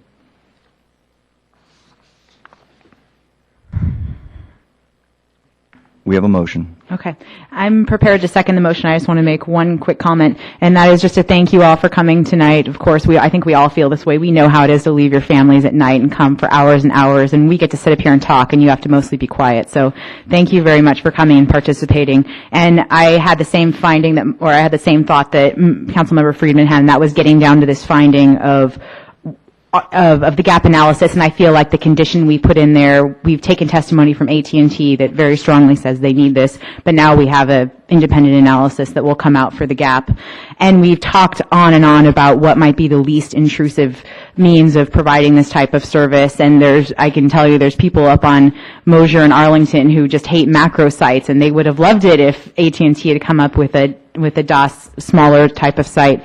So I think that we've talked about types of alternatives. They've said there's no technology that they can provide to us. What we are asking them now is to come up with a less intrusive measure from an aesthetics perspective, even if the technology is the same. So based on these considerations and taking into account all of the testimony the public has provided and all the emails we've received, thank you very much for that. This has been a difficult decision, I think, for all of us, but I feel like we've come to a point now where we've asked AT&T to do a bit more for our community, and we'll have another moment to look at their designs at DRB. So for that reason, I'm prepared to second the motion. Any comments, last comments? I just would like to make Before I call the motion. a quick comment, and that is to also thank the audience for coming. And I have received a number of letters, mostly on with concerns, but on both sides. And I know also how difficult it is to come and leave small ones especially, but all ones too. So I thank you also for coming and going through this sometimes very laborious process with a lot of rules that have to be followed, but the intent of it all is a good one. The thing that's still frustrating, though, I do have to say this, at the end of the day, is that a lot of the things that people are concerned about are rules that are passed by the federal government in order to make interstate commerce work. And they don't enable a process that would enable local residents in a local area to really provide opinions to the people who have made the rules that would make a difference to know. And I find that quite frustrating, and I think it probably, whether you know it or not, frustrates every single person in this room. So I would like to thank everyone for coming tonight again and working with us within the bounds of what we are allowed to do, and ask for your support in this as it moves along in the future, because assuming it does pass, it's actually not over yet. It will go back to DRB, and then it'll depend on what happens there, what happens next. But thank you. Thank you, everyone, for coming. And before I call the motion, I just want to make sure that all the members from AT&T were listening very carefully to the public testimony tonight. You have an opportunity to reach out to the community. They have expressed their desire to talk to you and work with you. We've given you we've proposed conditions that would allow you an opportunity to work with the neighbors, and I'm hoping that you will take that opportunity. Ms. Kavanaugh Lynch. I have a couple of questions just to clarify the conditions of approval to make sure staff can practically implement them. Please do. One of the conditions added by the council tonight is in discussion of the gap analysis. So I have in my notes, a gap analysis of the existing coverage provided by AT&T shall be prepared by a third-party contractor. This analysis shall be provided prior to the installation of the DAS site. If the analysis shows that no gap exists, what would you like staff to do? If there's no gap, then there's no need for the node.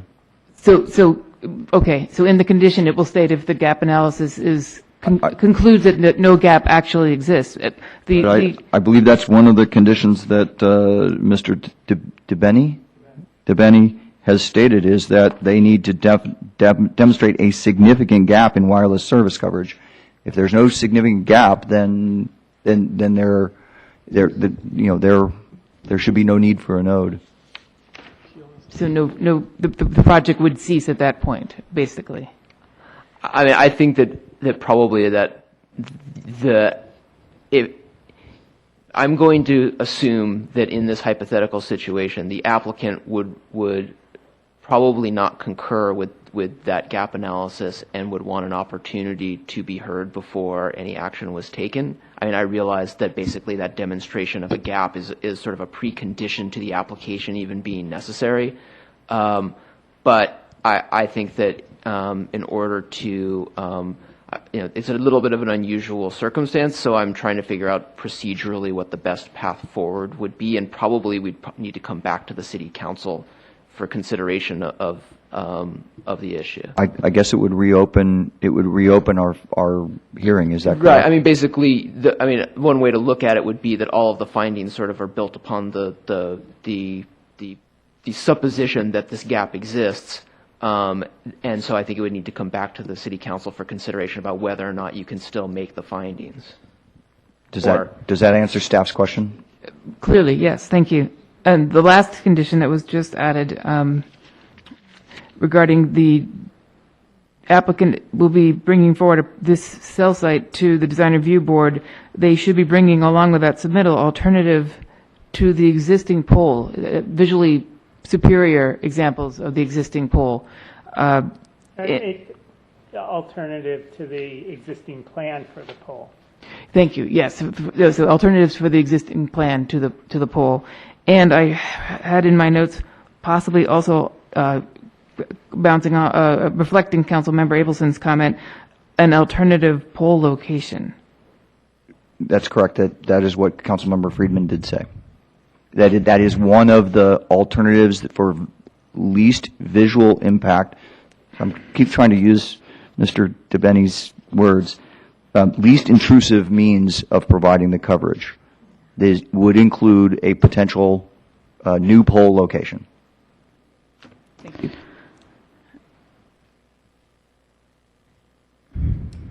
I have sort of a little wrinkle to throw in that. So if the DRB selected that alternative location, then they would have selected a location that has not been noticed. The residents around that new location had not heard anything about this, and that seems like that would be fairly problematic. I'm hoping it would be within the 300 foot. Yes, exactly. Yeah, because the gap analysis won't be relevant if it's too far away Correct. from Right. the plan. And as I've stated, I'm hoping they'll avail themselves of a public outreach process. We have a motion, and it's 11 by my clock. We have a motion. It's been seconded. All those in favor, please say aye. Aye. No opposition. Please let the record show that it passed unanimously. Mr. Moss is, no, wait, not Mr. Moss. Is Mr. Schultz in the house? I move. You get to go home. Wait, no. Well, we do have 3 minutes up there on top, so I have a clock to. I'm going to ask Mr. Schultz, do you want to do this tonight, or do you want to do this another night? That's at your discretion, Mr. Mayor. Can I make a radical suggestion? Can I move 7A and 7B? Wait, whose microphone is that? I don't know. Can I move 7A and 7B? Without a presentation? We will not skip public comment, though, right? Right, we won't skip public comment, of course. I would second that. Wait, you have to read the title of the ordinance. Yeah, okay. I move 7A, single-use bag ordinance. Mark, use. Sorry. And 7B, the foodware ordinance. Does he have to read the whole ordinance or the ordinance that's in the The agenda? title of the ordinance. You've got to go to the actual rezos. All right.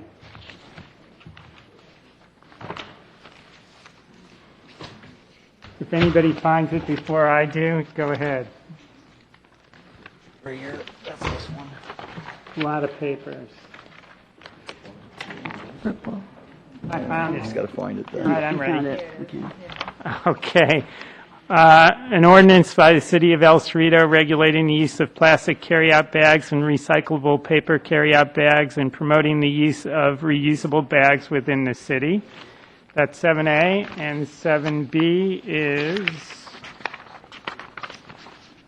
an ordinance of the City Council prohibiting the use of expanded polystyrene disposable foodware and encouraging the use of compostable, recyclable, and reusable foodware. Second. So we have a motion that's been made and seconded. At this point, I'd like to take any public comment on these two items. Items 7A and 7B. Maya James. Maya James, did you remain? Did you stay? Oh, thank you, Maya.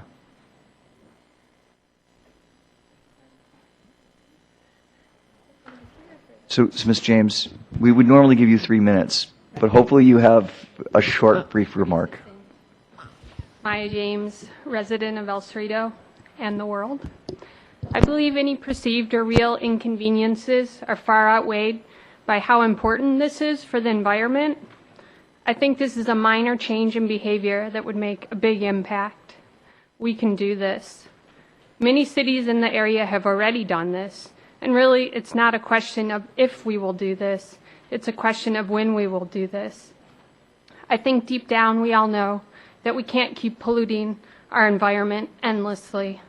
We know this, but we humans have trouble bridging the gap between knowing this and making our behavior match this. Sometimes we need a push to do the right thing. I think everyone in this room cares about the environment in their own way. I think when this does pass, no one in a year's time will regret this, but instead we will be proud of what we have done, and it will just be seen as normal. Thank you. Any further comments or public testimony? We have two additional speakers, Ralph Boniello, and after Ralph is Samantha Meyer. So we have a procedural question for the council. We have a motion that's been seconded on the floor. Can we take a motion to extend while that motion's open? You can. Okay. I move that we extend until 11:10. Second. We have a motion that's been made and seconded. All those in favor say aye. Aye. Let the record show it passed unanimously. Mr. Pinello, please proceed. Thank you. Mayor Lyman, members of the City Council, City staff, and fellow neighbors and residents. I'm Ralph Boniello. I'm an El Cerrito resident and member of Friends of Five Creeks. I support the single-use bag ordinance and the foodware ordinance, and I'm proud that the City of El Cerrito is taking a leadership role on this issue, both in the County of Contra Costa and in the state of California. These ordinances are ultimately about consumer responsibility and the responsibility to realize the environmental costs and consequences of our consumption patterns and our lifestyles. The U.S. EPA estimates that up to 1 trillion plastic bags are consumed worldwide each year, and less than 1% of these bags are recycled. It actually costs more to recycle a bag than produce a new one. It costs $4,000 to recycle 1 ton of plastic bags, which can only be sold for $32 on the commodities market. And as long as we're dealing with economics like this, recycling will never be a realistic option. A 1975 study by the National Academy of Sciences showed that ocean-going vessels dumped 8 million pounds of plastic annually into the oceans, and that's a figure that has likely increased since then. Plastic bags account for greater than 10% of all debris washed up on the U.S. coastline. Plastic bags break down into smaller and smaller pieces but do not chemically degrade. These pieces get into the food chain with catastrophic consequences on fish and wildlife. We have whales, dolphins, seals, and turtles who die from ingesting plastic every day. Every person who chooses a cloth reusable bag over a disposable plastic bag will save over 22,000 plastic bags over their lifetime. Plastic bags are made from polyethylene, which is a thermoplastic made from oil. Reducing plastic bag consumption will decrease our foreign oil dependency. China, which has already passed a ban on free plastic bags, has estimated that they'll save 37 million barrels of oil each year just from their ban. So I'm happy to see this taking place here.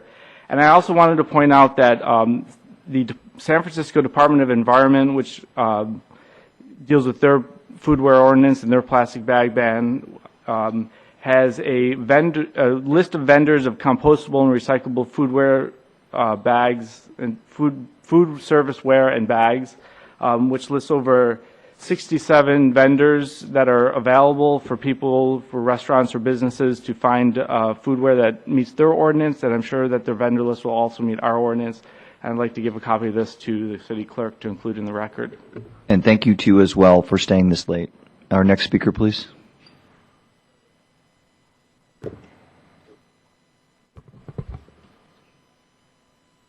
Samantha Meyer. Ms. Meyer, did you stay?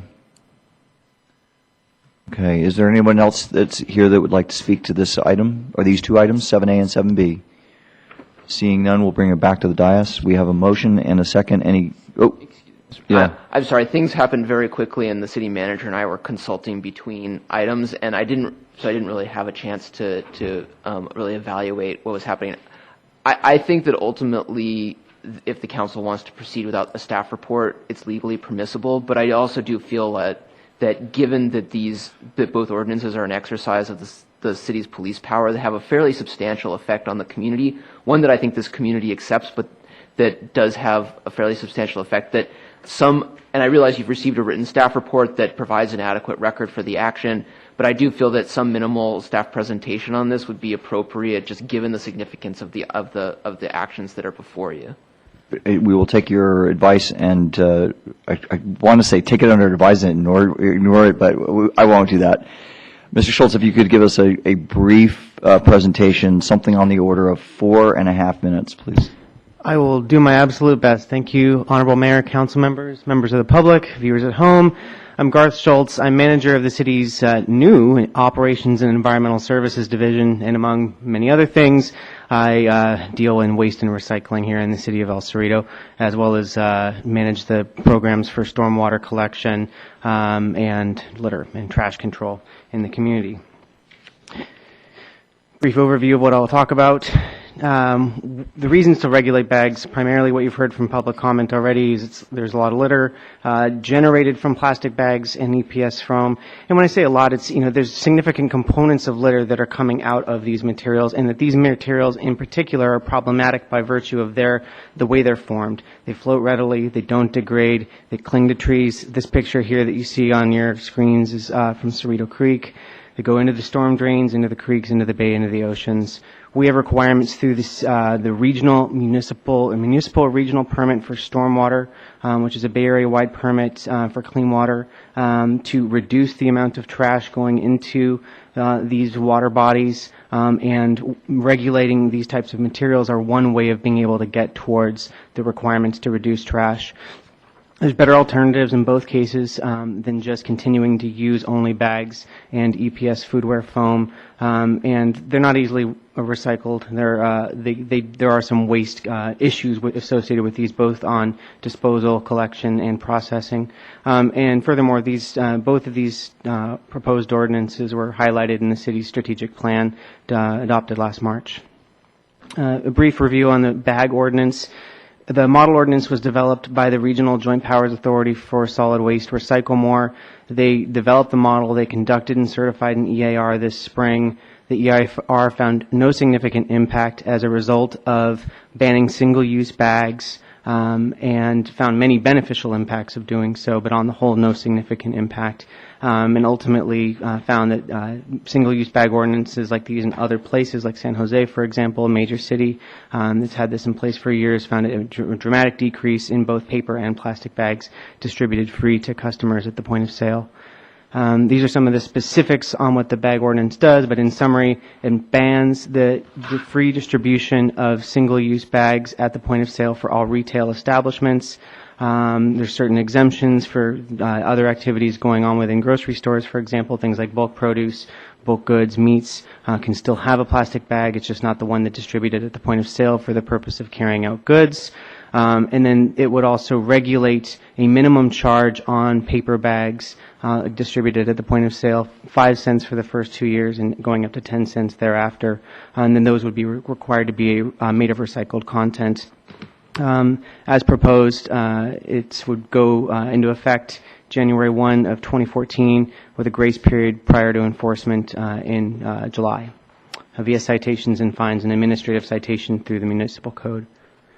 Foodware ordinance, very similar. At the very basis, it would just prohibit the use of expanded polystyrene foodware by food service providers in the city of El Cerrito. The definitions are in the code.